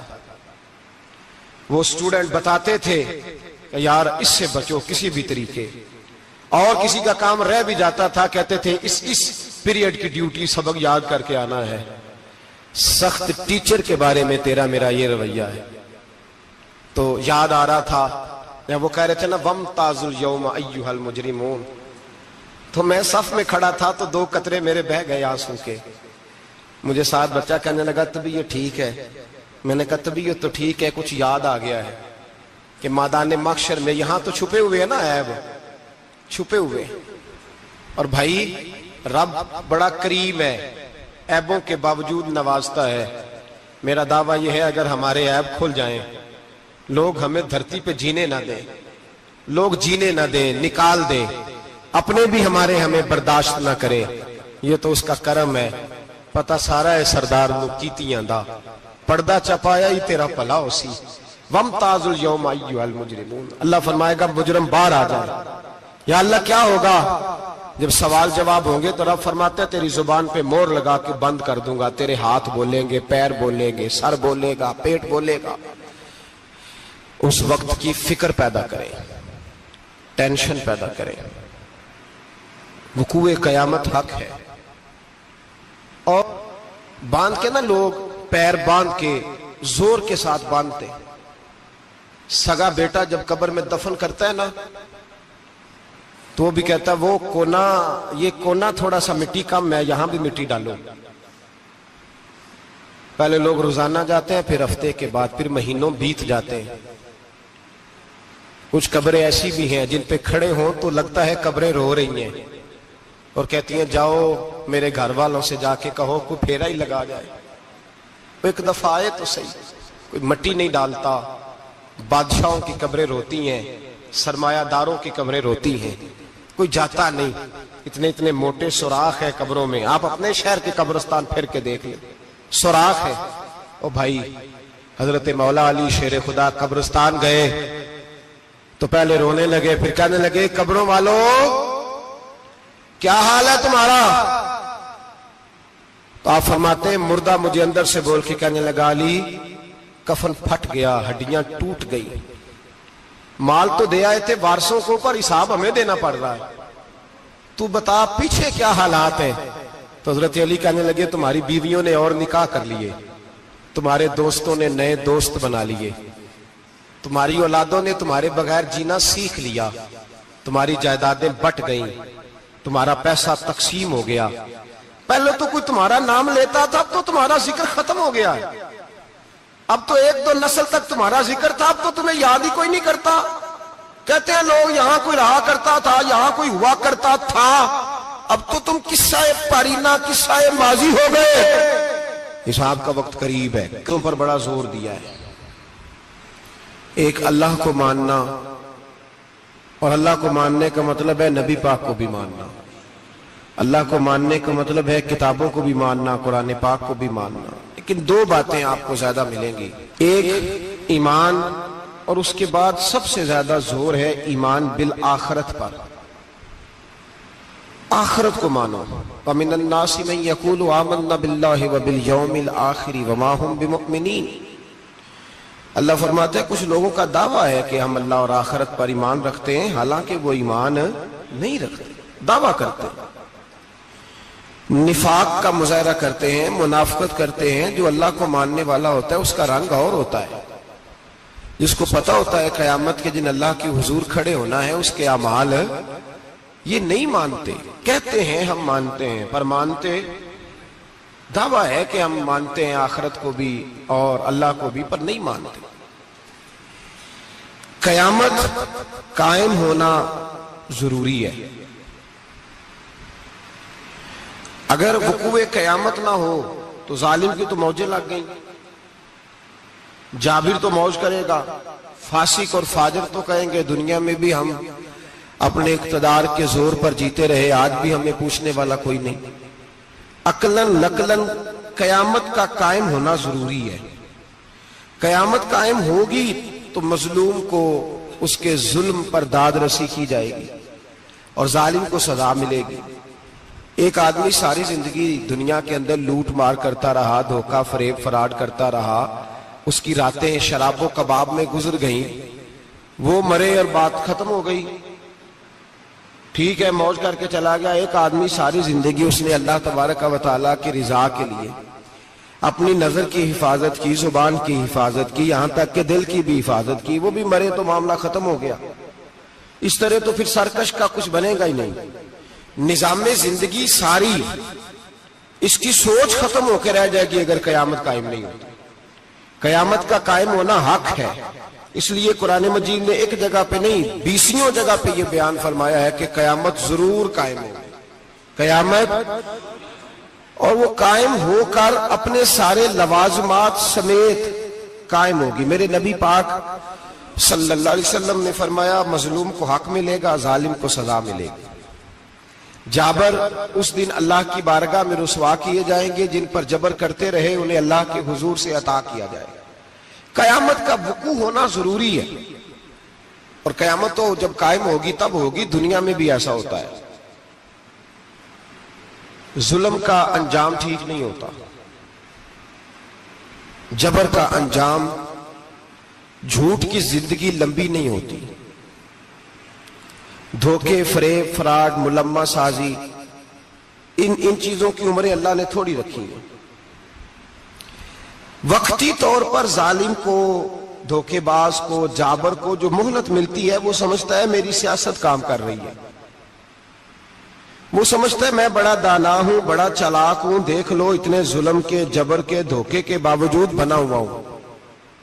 حالانکہ اللہ کی طرف سے اسے مہلت ملتی ہے، اور بڑا ہی مہربان ہے۔ مہلت اس طرح دیتا ہے کہ میرے نبی پاک علیہ السلام نے فرمایا جب میرا مسلمان نیکی کرتا ہے تو اللہ فرشتوں سے فرماتا ہے 70 گنا بڑھا کے لکھ لو اس کی نیکی، 70 گنا۔ اور جب گناہ کرتا ہے تو اللہ فرماتا ہے ٹھہر جاؤ ابھی لکھنا نہ، اسے ٹائم دو۔ یا اللہ کتنا؟ فرمایا 24 گھنٹے تو دو، ہو سکتا ہے توبہ کر لے۔ یہ اس کی مہربانی ہے۔ اب وہ جو اللہ نے مہلت دی ہے نا کہ شاید توبہ کر لے، لوگ سمجھتے ہیں میری چالاکی کی وجہ سے نظام سیٹ چل رہا ہے، میں بڑا تیز ہوں، 2 4 5 باتیں بولتا ہوں سب صحیح ہو جاتا ہے۔ لوگ اس کو اپنی دانائی سمجھ لیتے ہیں، حالانکہ وہ اللہ کی طرف سے۔ فرعون نے کئی 100 سال حکومت کی، اور اس طرح اس نے ظلم کیے کہ لاکھوں اور ہزاروں بچے قتل ہی کرا دیے۔ 12,000 عورتوں کے پیٹ میں حمل تھا اس نے ضائع کرا دیا۔ جب حضرت موسیٰ علیہ السلام اپنی قوم کو لے کے نکلے، رستے میں دریا آ گیا، فرعون پیچھے لگا ہوا تھا، وَإِذْ فَرَقْنَا بِكُمُ الْبَحْرَ فَأَنْجَيْنَاكُمْ۔ اللہ فرماتے تمہارے لیے میں نے دریا کو پھاڑا اور تمہیں نجات دے دی، وَأَغْرَقْنَا آلَ فِرْعَوْنَ، اور فرعون کو غرق کر دیا، وَأَنْتُمْ تَنْظُرُونَ، تم کھڑے دیکھ رہے تھے۔ اب جب حضرت موسیٰ دریا کے کنارے پہنچے تو فرعون بھی پیچھے آیا۔ فرعون لوگوں سے کہا کرتا تھا کہ میں کہتا ہوں تو دریا چلتا ہے، میں کہتا ہوں تو ہوائیں آتی ہیں، میرے حکم کے پابند ہے سارے۔ جاگ رہے ہیں نا آپ حضرات، غور فرمائیے گا بات پر۔ دعویٰ تھا اس کا کہ میں کہتا ہوں تو نظام زندگی چلتا ہے۔ اب جب دریا کے کنارے پہنچی حضرت موسیٰ علیہ السلام تو اللہ نے حکم دیا کہ آپ عصا ماریں۔ جناب موسیٰ نے عصا مارا، 12 رستے بن گئے۔ اب حضرت موسیٰ کی قوم گزر رہی تھی تو فرعون سے پوچھنے لگے کہ تو کہتا تھا میرے حکم سے چلتا ہے، تو وہ تو حضرت موسیٰ نے ڈنڈا مارا ہے تو رستہ بن گیا۔ باز نہیں آتا انسان باز بہانے بڑے ہیں اس کے پاس، بڑی دلیلیں ہیں، جھوٹ سچ بول کے اپنے آپ کو مطمئن کرتا ہے، آخر دم تک تبدیل ہونے کو تیار نہیں ہوتا، دلیلیں گھڑتا رہتا ہے، بناتا رہتا ہے، شور کرتا ہے جان بوجھ کے۔ بھئی تو کہتا تھا میرے چلانے سے چلتا ہے، تو سچ باز ابھی بھی نہیں آیا۔ کہنے لگا میں نے ہی حکم دیا ہے کہ ذرا پھٹ جا، مجھے یہ زندہ چاہیے۔ باز رسی جل گئی، بال کہنے لگا میں نے ہی کہا ہے دریا کو کہ یہ مجھے زندہ چاہیے، میرے بھاگے ہوئے ہیں تو اس لیے پھٹا ہے، تو آؤ میرے ساتھ دریا کراس کریں۔ تو پتا تو ان کو بھی تھا نا، جتنا تو رب بنا ہوا ہے پتا تو تھا، سارے جانتے تھے۔ کہنے لگے تو پہلے کراس کر، اگر تو بچ گیا تو ہم بھی پیچھے آتے ہیں۔ اب چاروں ناچار۔ ایک روایت تو یہ ہے کہ یہ جب خدائی کا دعویٰ کرتا تھا نا، تخت پہ بیٹھا ہوتا تھا، تو ایک دن حضرت جبریل آئے اس کے پاس انسانی شکل میں، تو کہنے لگے میں بڑی دور سے آیا ہوں تو ایک مسئلہ پوچھنا تھا۔ کہا پوچھو۔ کہنے لگے ایک غلام تھا کسی بادشاہ کا، تو بادشاہ نے اسے تھوڑی دیر کے لیے ایک علاقے کی سربراہی دے دی۔ کتنی دیر کے لیے؟ کتنی دیر کے لیے ہمیں سربراہیاں ملتی ہیں؟ کیوں جی؟ تھوڑی دیر کے لیے ملتی ہے نا. تھوڑی دیر کے لیے سربراہی دے دی ایک غلام کو. ذرا بات کو سمجھیے. حضرت جبریل پوچھتے ہیں, کہتے ہیں سربراہی مل گئی. اب وہ مالک ہی بن کے بیٹھ گیا ہے, وہ بات ہی نہیں سنتا. اس کو تھوڑی دیر کے لیے بنایا تھا, وہ تو خدائی کا دعویٰ کرنے لگا ہے. آپ بتائیں اس کا انجام کیا ہونا چاہیے؟ یہ مسئلہ پوچھنے آیا ہوں. تو فرعون کہنے لگا اس کا انجام یہ ہے کہ اسے پانی میں غوطے دے دے کے مار دے. انجام کیا ہے؟ بولیے بولیے, کیا انجام ہے؟ کیا انجام ہے جی؟ پانی میں. اللہ اکبر, اپنی سزا تجویز کر رہا ہے. اس کی سزا کہ اسے پانی میں غوطے دے دے کے مارو ظالم کو. اسے تھوڑی دیر کے لیے بنایا تھا اور وہ چھائی گیا ہے, قبضہ ہی کر گیا ہے. حضرت جبریل کہنے لگے جی آپ لکھ کے دے دیں گے؟ کہنے لگا لاؤ لکھ دیتے ہیں. لکھوا لیا. جناب جبریل رکا لے کے تشریف لے گئے. اب جب فرعون دریا میں آیا نا تو اللہ نے حکم دیا مل جا. جب دریا ملا چیخنے لگا تو حضرت جبریل آئے, کہنے لگے تیرا ہی فتویٰ ہے, یہ تیری سزا ہی ہے نا. ہم بھی بڑی سزائیں تجویز کرتے ہیں. یہ جھوٹا ہے جی, اس کا تو فلانا علاج ہونا چاہیے. تو اگر تو جھوٹ بولے تو یہ فلانا بڑا جاور ہے جی, اس کے ساتھ اس طرح ہونا چاہیے. تو اگر تو یہ کام کرے تو جو سزا تو لوگوں کے لیے تجویز کر رہا ہے تو اپنے بارے میں بھی سوچ. اب جب غوطے آئے نا, آخری وقت دیکھا وہ فرعون جو کہتا تھا میری مرضی سے دریا چلتا ہے. علامہ صاوی نے تفسیر صاوی میں لکھا ہے تڑپ کے رونے لگا. جب یہ مزاج ہے, ایک دفعہ اوپر آتا ہے آدمی جب دریا میں جاتا ہے, اوپر آیا تو چیخنے او میرے حواریو خدا کا واسطہ مجھے بچاؤ. کہنے لگے تو کہتا تھا میری مرضی سے چلتا ہے. بے بسی ہے, تڑپتا ہے, روتا ہے. وارث شاہ مان کری نہ وارثاں دا, رب بے وارثہ کر کے مار دائی. تڑپ رہا ہے, چلا رہا ہے, کوئی مدد کو نہیں پہنچتا. اب جب آخری غوطہ آیا تو کہنے لگا آمنا میں رب موسیٰ و ہارون, میں موسیٰ کے رب کو بھی مان گیا, ہارون کے رب کو بھی. اللہ نے فرمایا نہیں, اب تیرا ماننا قابل قبول ہے. اس وقت ماننا تھا جب تجھے مہلت دی تھی, جب تو جوان تھا. بڑھاپا آتا ہے, بیماری آتی ہے, جوان آدمی بیماری کا شکار ہوتا ہے تو کہتا ہے یا اللہ ایک دفعہ صحیح کر دے, میں ساری پڑھا کروں گا. ایک دفعہ ٹھیک کر دے, میں مسجد میں رہوں گا, میں اگلے سال اعتکاف بھی کروں گا, میں ساری تراویحیں پڑھوں گا. تو اس وقت پڑھنی تھی جب تجھے مہلت دی تھی. اس وقت پڑھنا تھا جب اللہ نے تجھے آسانی دی, زندگی دی. اگلا وقت یہ حال ایک کا نہیں ہوا. نمرود کو دیکھ لیں, حضرت ابراہیم علیہ السلام کو کہتا تھا میں رب ہوں. آپ نے فرمایا رب تو وہ ہے جو زندہ کرتا اور مارتا ہے. ایک موت کا قیدی بلایا, کہنے لگا ہاں بھائی کتنے دن رہ گئے تھے پھانسی میں؟ کہنے لگا جی پرسوں ہونی تھی. کہا جا تجھے آزاد کیا, لو میں بھی زندگی دیتا ہوں. ایک بے گناہ آدمی کو پکڑ کے قتل کر دیا, کہتا میں بھی مارتا ہوں. حضرت ابراہیم علیہ السلام کہنے لگے تو بیوقوفوں جیسی دلیلیں دے رہا ہے. چل اس طرح کر, میرا رب سورج مشرق سے نکالتا ہے, تو اگر رب ہے تو مغرب سے نکال کے دکھا. اب دلیل کا جواب کوئی نہیں تھا تو کہنے لگا پکڑو اور آگ میں ڈال دو. اللہ کے نبی کو آگ میں ڈالنے والا. یہاں ایک مچھر بیٹھا ہے, 400 سال حکومت کی اور خدائی کا دعویٰ کیا. یہاں مچھر بیٹھا تھا, چھینک آئی تو مچھر اندر چلا گیا. پہلے دربار کا ادب یہ تھا کہ جو آئے سجدہ کرے. اب اس کے سر پہ کوئی چیز مارتا تھا تو اسے سکون ہوتا تھا. مچھر تھوڑی دیر کے لیے اس کا دماغ چھوڑتا تھا. او بھائی یہ اس دھرتی پہ اللہ نے لوگوں کو نظارے دکھائے اور ہمیں سمجھانے کے لیے دکھائے. ہمیں تفکر کی, غور کی دعوت دی کہ دیکھ لینا, اپنے عمل کو پرکھنا. تمہارے عمل حضرت موسیٰ کے فرما برداروں جیسے ہیں, جناب ابراہیم کے فرما برداروں جیسے ہیں, یا بن کے بیٹھ گئے ہو. اب دربار کا ادب یہ ہے, بے بسی کا یہ حال ہے کہ جوتے لٹکتے ہیں دربار میں, جو آتا ہے جوتا کھینچتا ہے. اور ادب یہ ہے کہ 10 جوتے نمرود کے سر پہ مارو. اور 400 سال جوتے لگتے رہے. روتا تھا, جو آدمی آتا تھا منتیں کرتا تھا, کہتا تھا کہیں سے کوئی دوائی مل جائے گی. پاگلوں جیسی زندگی گزاری, پاگلوں جیسی سخت. وہ تو حساب, وقوع قیامت تو حساب ہوگا ہی. یہاں لوگ پاگل ہو کے مرتے ہیں, معاذ اللہ, نفسیاتی مریض ہو کے مرتے ہیں. یہاں آخری وقت اتنا سخت آتا ہے کہ دنیا موت کی دعائیں مانگتی ہے. میرے بھائی جب انسان ظلم کرتا ہے تو بھول جاتا ہے کہ شاید مجھے پوچھے گا کوئی نہیں. جب وہ زیادتی کرتا ہے تو بھول جاتا ہے جب وہ کسی کا حق کھاتا ہے تو وہ کہتا ہے شاید اس کا تو وارث ہی کوئی نہیں جس کو میں لوٹ رہا ہوں.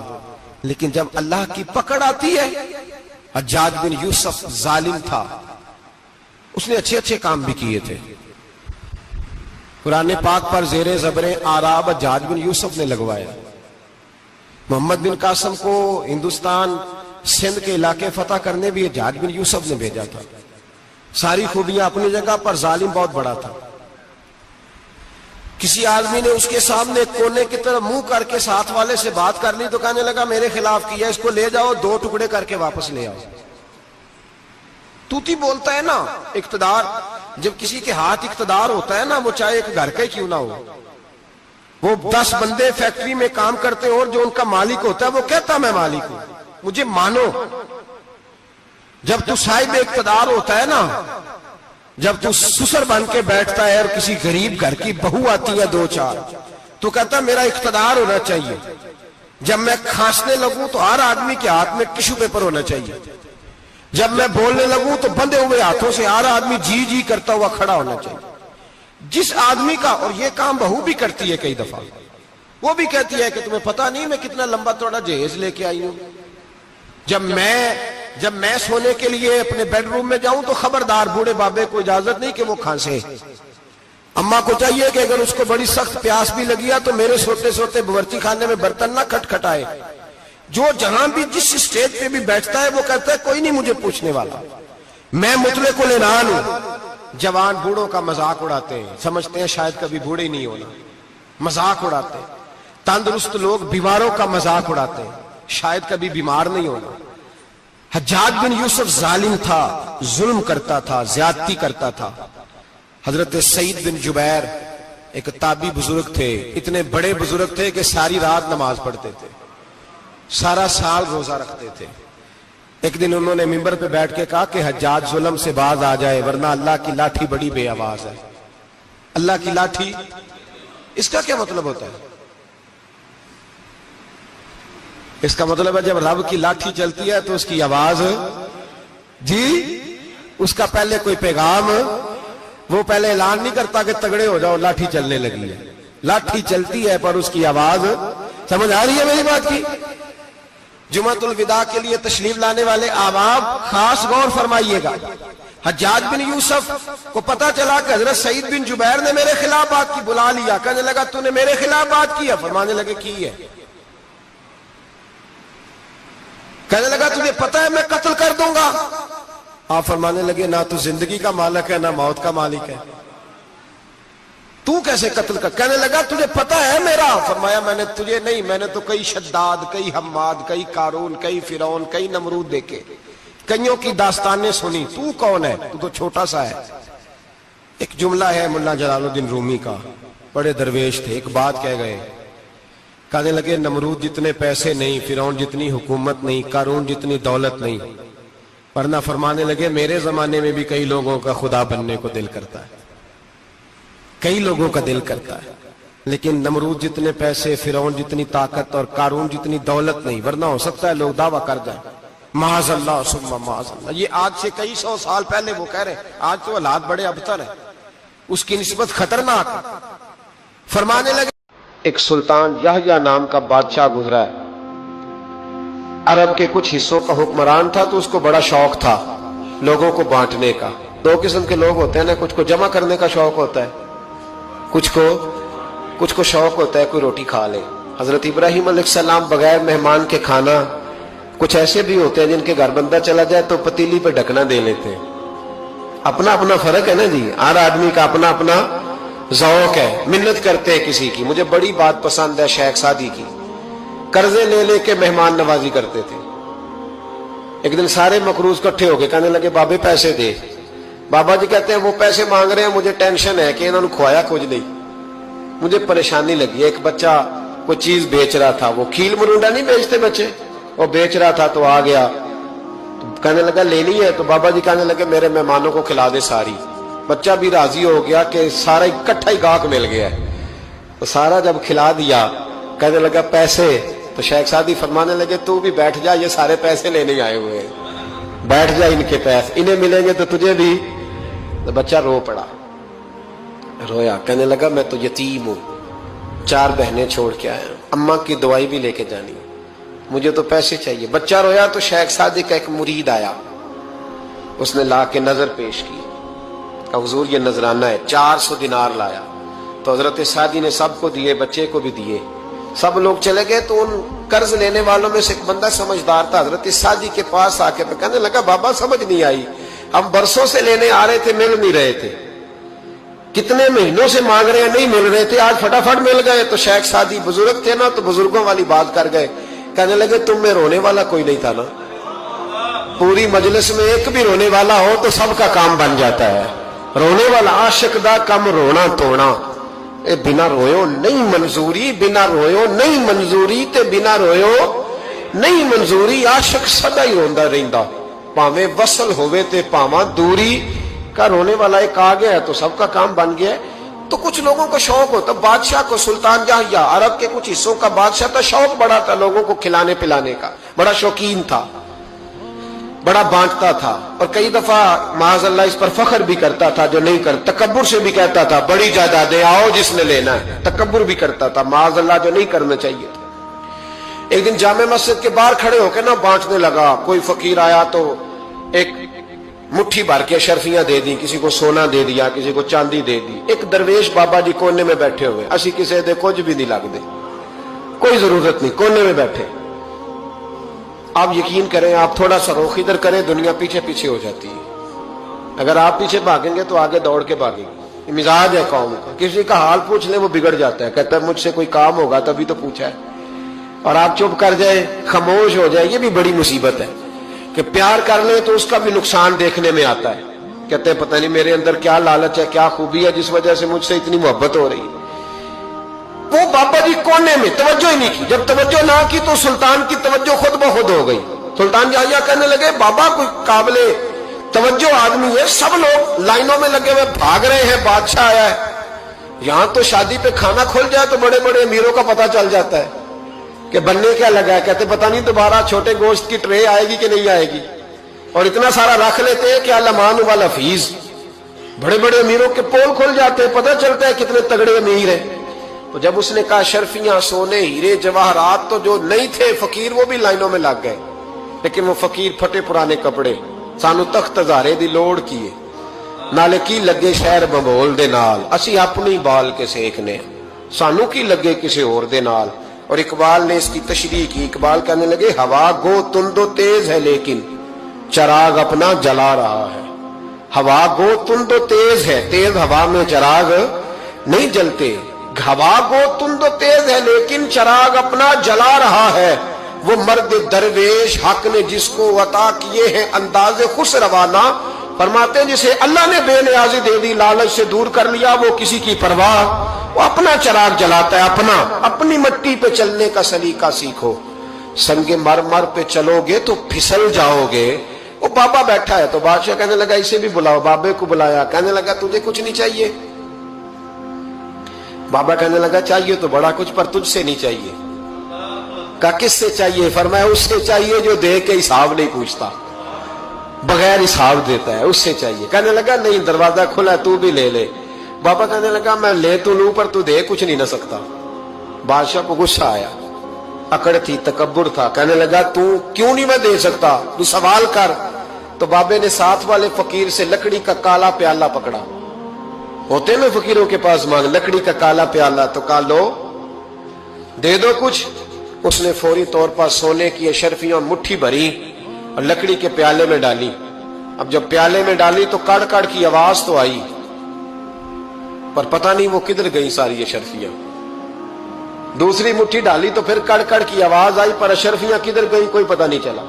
تیسری، چوتھی، پانچویں، بابے کا پیالہ خالی کا خالی، 2 دفعہ بھی، 4 دفعہ بھی۔ یہ بادشاہ لوگ ضدی ہوتے ہیں، مانتے نہیں جلدی، کیونکہ انہیں کسی نے بتا دیا ہوتا ہے نا سارا کچھ تم ہی ہو، اڑ جاتے ہیں۔ ہاں جو جس منصب پہ بھی بادشاہ ہوتا ہے اڑ جاتا ہے۔ اس نے کہا میں بھی ضدی ہوں، پیالہ بھر کے چھوڑنا ہے۔ ایک بوری منگا لی، دوسری منگا لی، تیسری منگا لی۔ بابا خوش ہے، مطمئن ہے، چلو ڈالو، تم نے کہا تھا ملیں گی۔ اب وہ مٹھی ڈالتا، کبھی اشرفیاں، کبھی ہیرے، کبھی چاندی، پر پتہ نہیں کدھر جاتی۔ بل آخر آہستہ آہستہ بیک ہونے لگ گیا. وزیر کہنے لگا بادشاہ پیچھے سے بوریاں ختم ہو گئی ہیں, اب نئی منگانے لگیں گی, پیچھے کوئی چیز بھی نہیں, ختم ہو گیا سارا کچھ. انسان کسی کو کیا دے سکتا ہے؟ کیا ہاں وہ انسان بڑا نوازتے ہیں جن کے پاس خزانے بھی اللہ کے دیے ہوئے ہوتے ہیں, وہ نوازتے ہیں لوگوں کو, وہ نوازتے. کہا تو کیا دے سکتا ہے؟ بادشاہ جب تنگ آ گیا نا بادشاہ, تو گھوڑے سے نیچے اتر آیا اور بابے کے پیروں میں بیٹھ کے کہنے لگا بابا یہ پیالہ ہے کس بلا کا نام, نیچے کون سا تھے مسلح پہ بڑھ رہے ہیں, جماعت کری کرنی, اللہ اکبر کہہ رہے ہیں. بندوں کا خیال تھا نماز لیٹ کرانی ہے.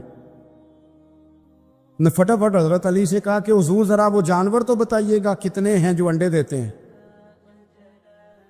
اور ذرا وہ بھی بتائیے گا جو بچے دیتے ہیں.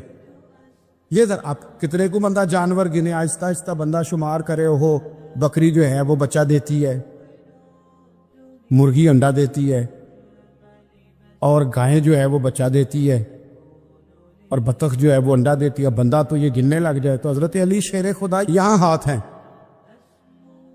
فرمانے لگے گھر جا کے گن لینا. موٹی سی بات بتاتا ہوں, جن جانوروں کے کان باہر ہوتے ہیں وہ بچے دیتے ہیں, جن کے اندر ہوتے ہیں وہ انڈے دیتے ہیں. اللہ اکبر.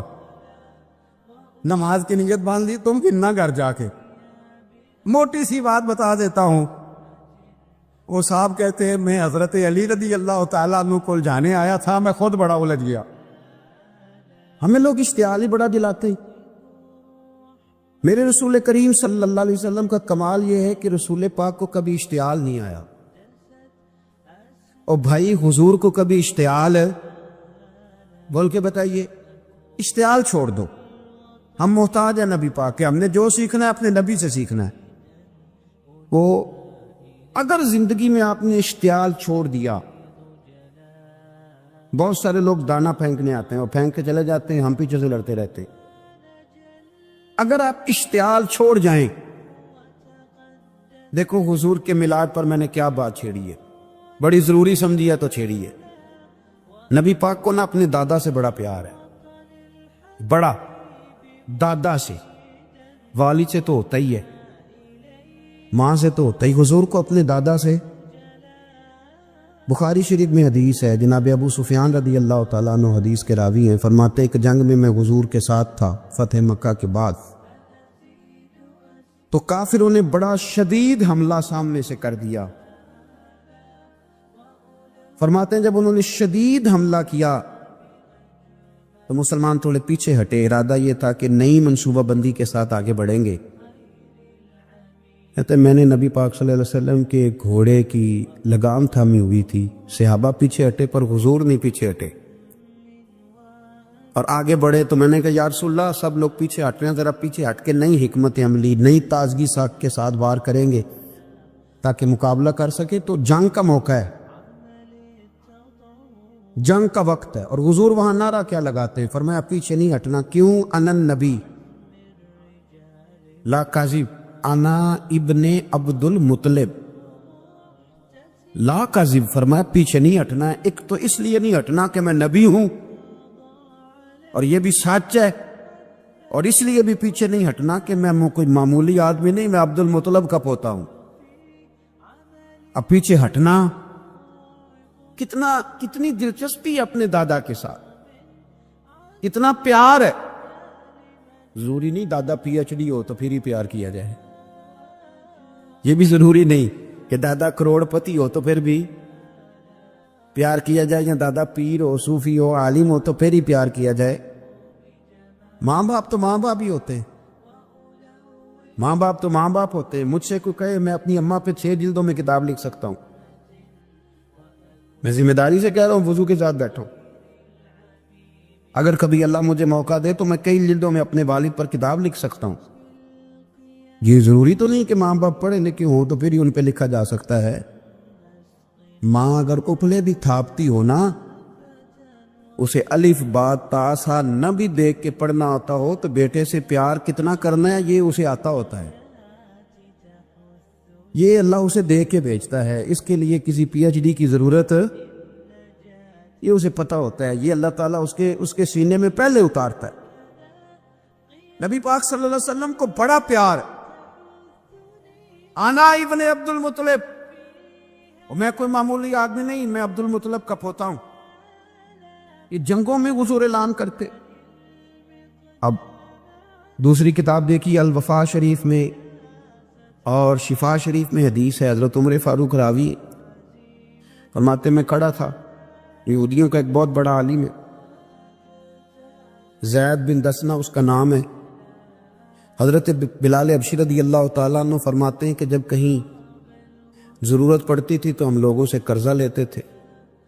वो एक दिन मुझे कहने लगा मुझसे कर्जा ले लिया करो, मेरे पास पैसे पड़े होते हैं। मैंने उससे कर्जा ले लिया नबी पाक सल्लल्लाहु अलैहि वसल्लम के मेहमानों के लिए,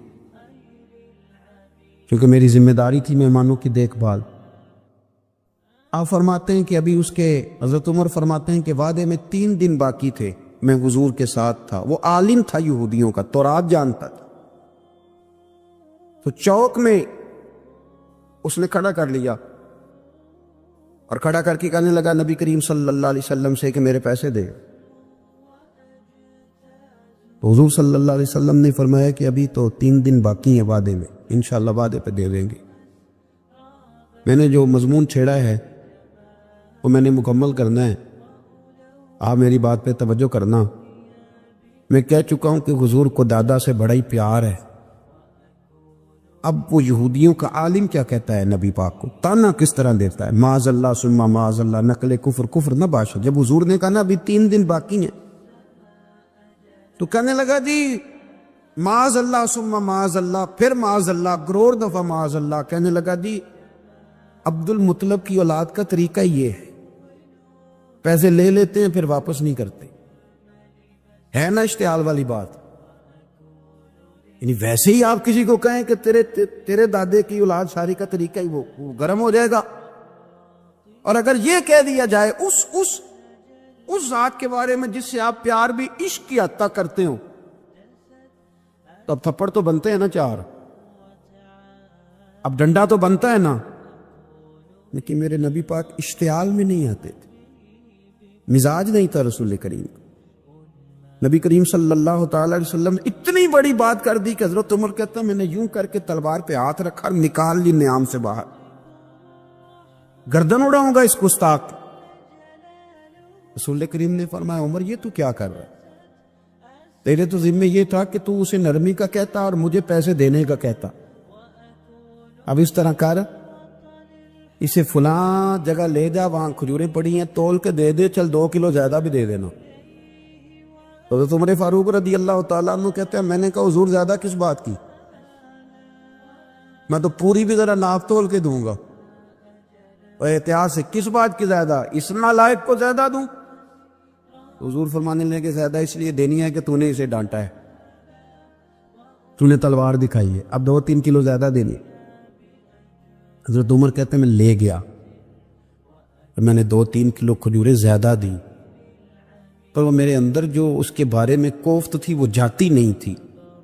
मेरा दिल करता था काट डालूं इसे, और जब मैंने दे ली ना तो मेरे करीब आया, मेरे घुटने पे हाथ रखा। आंसू बड़े कीमती होते, एक कभी निकलते। कहते हैं जब मेरे घुटने पे उसने हाथ रखा तो वो यहूदियों का आलिम रो पड़ा। कहने लगा उमर तेरा क्या ख्याल है कि मैं बिला वजह ये मैंने बात कर दी?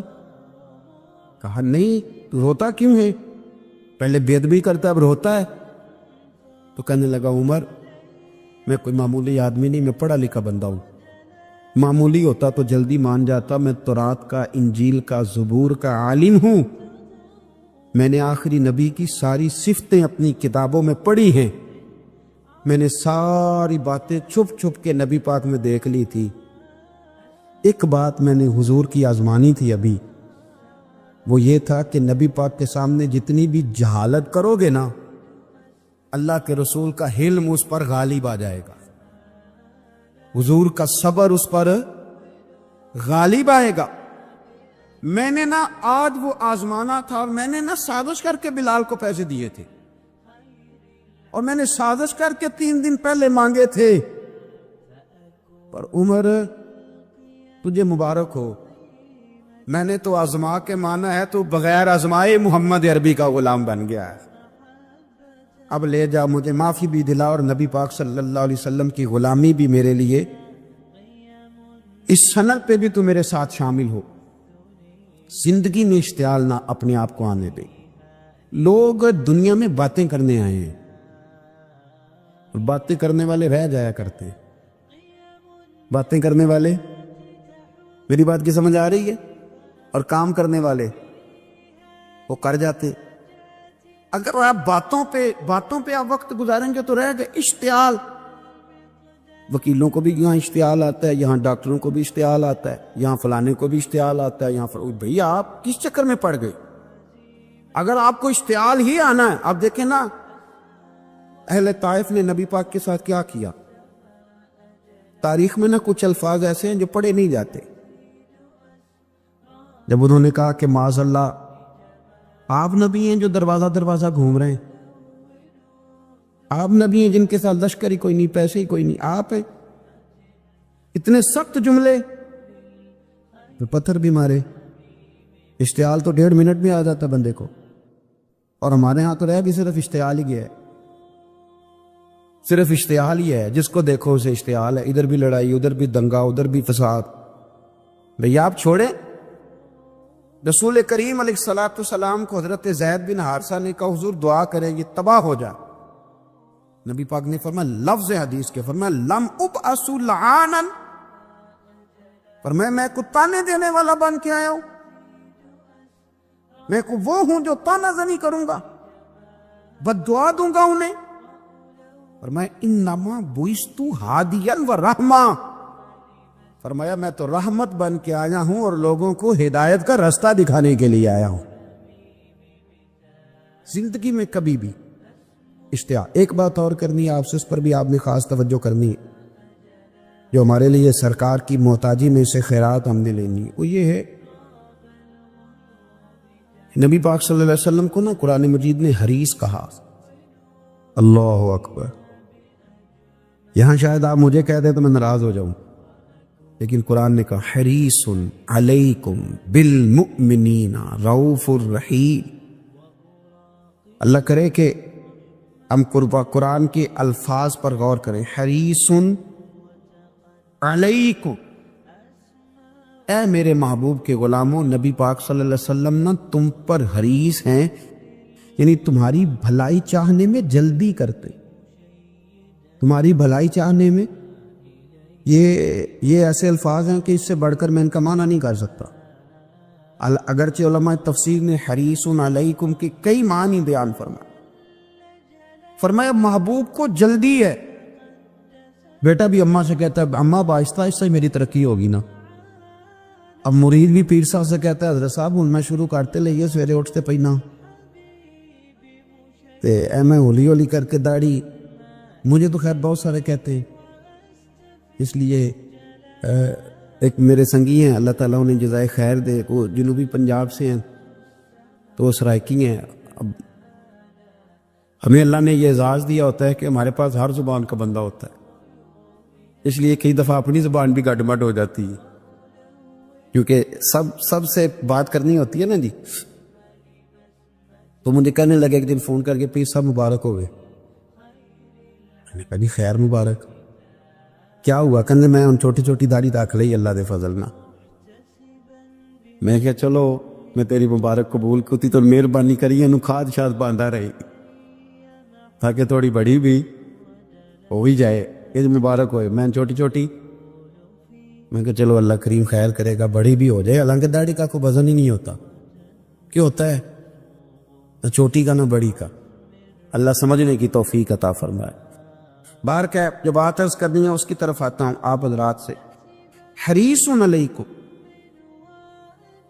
بھئی ہر بندہ کہتا ہے میں آہستہ آہستہ چلوں گا، لیکن نبی پاک صلی اللہ تعالی علیہ وسلم نے شوق رکھتے میری امت کو جلدی سے خیر ملے، جلدی سے۔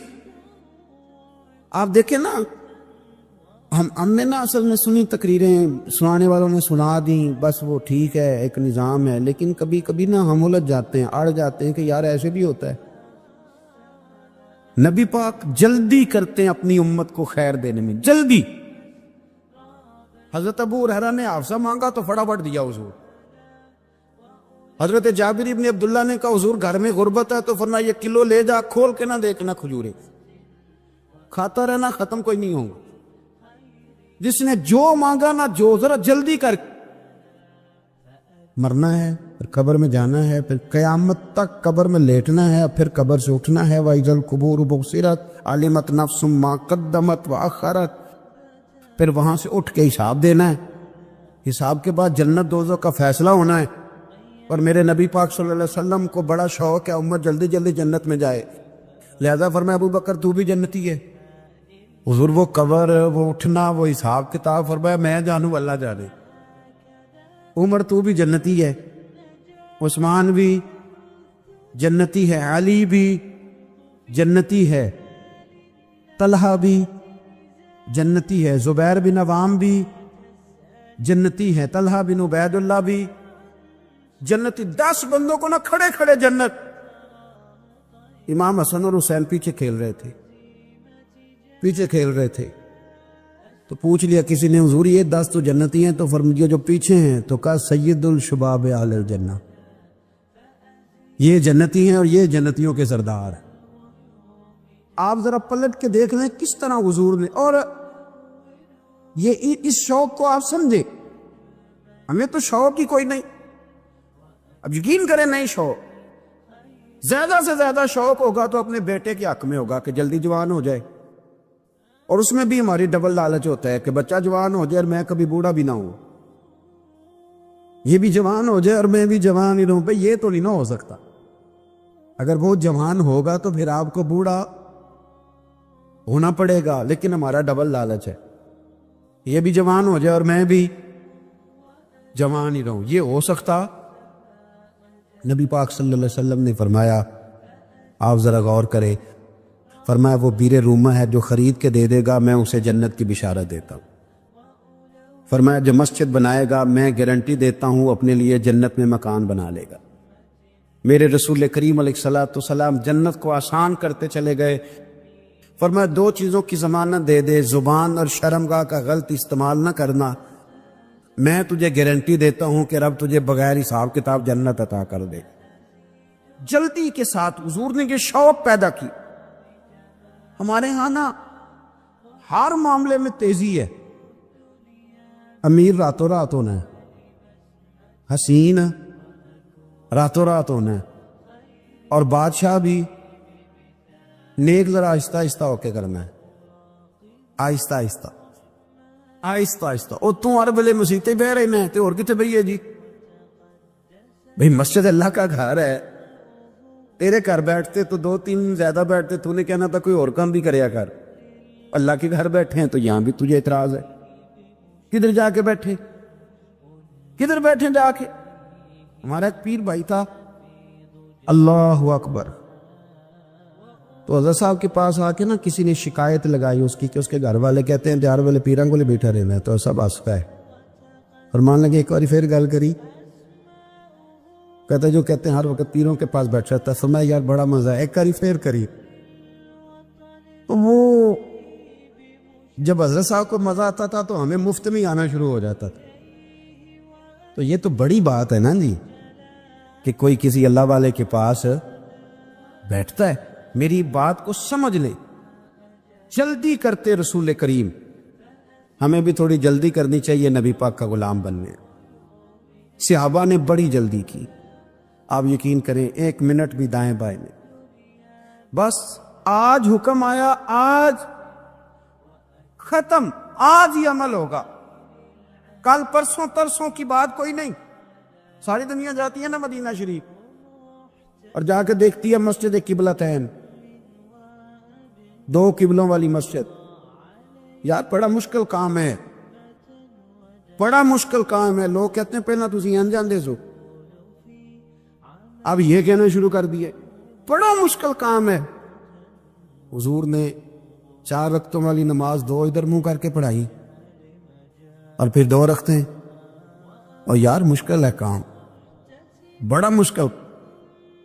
یہاں تو میرے بھائی پگڑی کا سٹائل بدل ناراض ہو جاتے، اور میرے رسول کریم صلی اللہ علیہ وسلم نے کعبے کا رخ ہی پھیر لیا تو سلام کے بعد صحابہ نے سوال نہیں کیا. کسی نے پوچھا کل تم نے 2 ادھر پڑھی تھی آج ادھر پڑھی. انہوں نے کہا ہم نے قبلہ نہیں دیکھا, ہم نے تو یہ دیکھا امام کدھر جا رہا ہے. حاجیو آؤ شہنشاہ کا روضہ دیکھو, کعبہ تو دیکھ چکے اب کعبے کا بھی کعبہ دیکھو. جلدی کرے, وقت بڑا تھوڑا ہے. امام بیک کی روایت لائے ہیں, محبوب پاک نے فرمایا میرے امتی نے کسی ذمی کافر کے ساتھ اگر زیادتی کی, وہ ٹیکس دیتا تھا, جزیہ دیتا تھا, ذمی کافر تھا, اور میرے امتی نے اگر اس کے ساتھ زیادتی کی, نبی پاک صلی اللہ علیہ وسلم فرماتے ہیں میں قیامت کے دن اس کافر کے ساتھ مل کر اپنے امتی پر اللہ کی بارگاہ میں مقدمہ دائر کروں گا. میں خود مقدمہ دائر کروں. آپ کب بولیں گے؟ ابھی بھی وقت نہیں ہے آپ کے بولنے کا. میری تو دعوت یہ ہے کہ ہر سیاسی جماعت ریزائن کرے کہ ہم اس ملک میں سیاست نہیں کریں گے. مذہبی جماعتیں تبلیغ کرنا بند کر دیں. پیرانے عظام قدی نشینیاں چھوڑ کے باہر نکلیں. یہ جو ہر چوک اور ہر چوراہے میں لوگ نصیحتوں کا بازار گرم کر کے کھڑے ہیں, یہ چھوڑ دیں. کیا اثر ہے تمہاری تبلیغوں کا؟ کیا مل رہا ہے قوم کو؟ تمہاری گدیاں کیا تزکیہ نفس کر رہی ہیں؟ اور ہر اس آدمی پہ مقدمہ ہونا چاہیے جس کے موبائل میں گندی فوٹو ہے. ہر وہ آدمی مجرم ہے جو کند دیکھتا ہے, کند آگے تقسیم کرتا ہے. ایسے ہی 1-2 آدمی کا نام لگا کے چپ کر گئے ہو. صبح قیامت کے دن میں مجھے بھی پوچھا جائے گا اور آپ کو بھی پوچھا جائے گا. ہر ایک آدمی دوسرے پہ بوجھ ڈال کے خاموش ہو جاتا ہے. حکومت نے غلط کیا, حکومت بنوائی کس نے تھی؟ کس نے ووٹ دیا تھا؟ برابر کے شریک ہیں ان کے جرموں میں جو ان کو ٹھپے لگاتے ہیں. چپ کر جاتے ہو تنقید کر کے. حضرت سیدنا امام مالک رحمۃ اللہ علیہ فرمایا کرتے ظالموں کا مددگار بھی ظالم ہوتا ہے. تو ان کو ٹھپے لگانے والا ظالم نہیں ہوتا؟ وہ نہیں مددگار ظالموں کا؟ ابھی تک لوگ کہہ رہے ہیں مولانا آپ سخت جملے کہتے ہیں, آپ سخت جملے کہتے ہیں, آپ بچیں. میں نے کہا تمہیں پتہ نہیں نا, تمہیں خبر نہیں, تم اس زیادتی کا شکار نہیں ہو, تمہیں کیا پتا. میرے ایک چچا کا بیٹا تھا, اکلوتا تھا, وہ رستے میں جاتے ہوئے کسی کی گولی کا شکار ہو گیا. میں تھانے گیا پرچہ کٹوانے. طالب علمی کا زمانہ تھا. جب میں گھر سے نکلا تھا تو میری جیب میں 2 روپے تھے. میرے تو ابا جی بڑی دیر پہلے انتقال کر گئے. چچا کی یہ حالت تھی کہ وہ بیچارے اٹھنے کے قابل نہیں رہے. ایک بیٹا تھا. اور میں جب تھانے گیا تو میں نے پرچہ کاٹنے والے سے کہا کہ قتل ہو گیا ہے, پرچہ کٹوانا ہے. اور ڈاکٹر یہ کہتا ہے ڈاکٹر یہ مسیحا بنے پھرتے ہیں قوم کے. وہ کہتا ہے لاش کو ادھر رکھو اور پہلے پرچہ کٹوا کے لاؤ, پھر پوسٹ مارٹم کریں گے.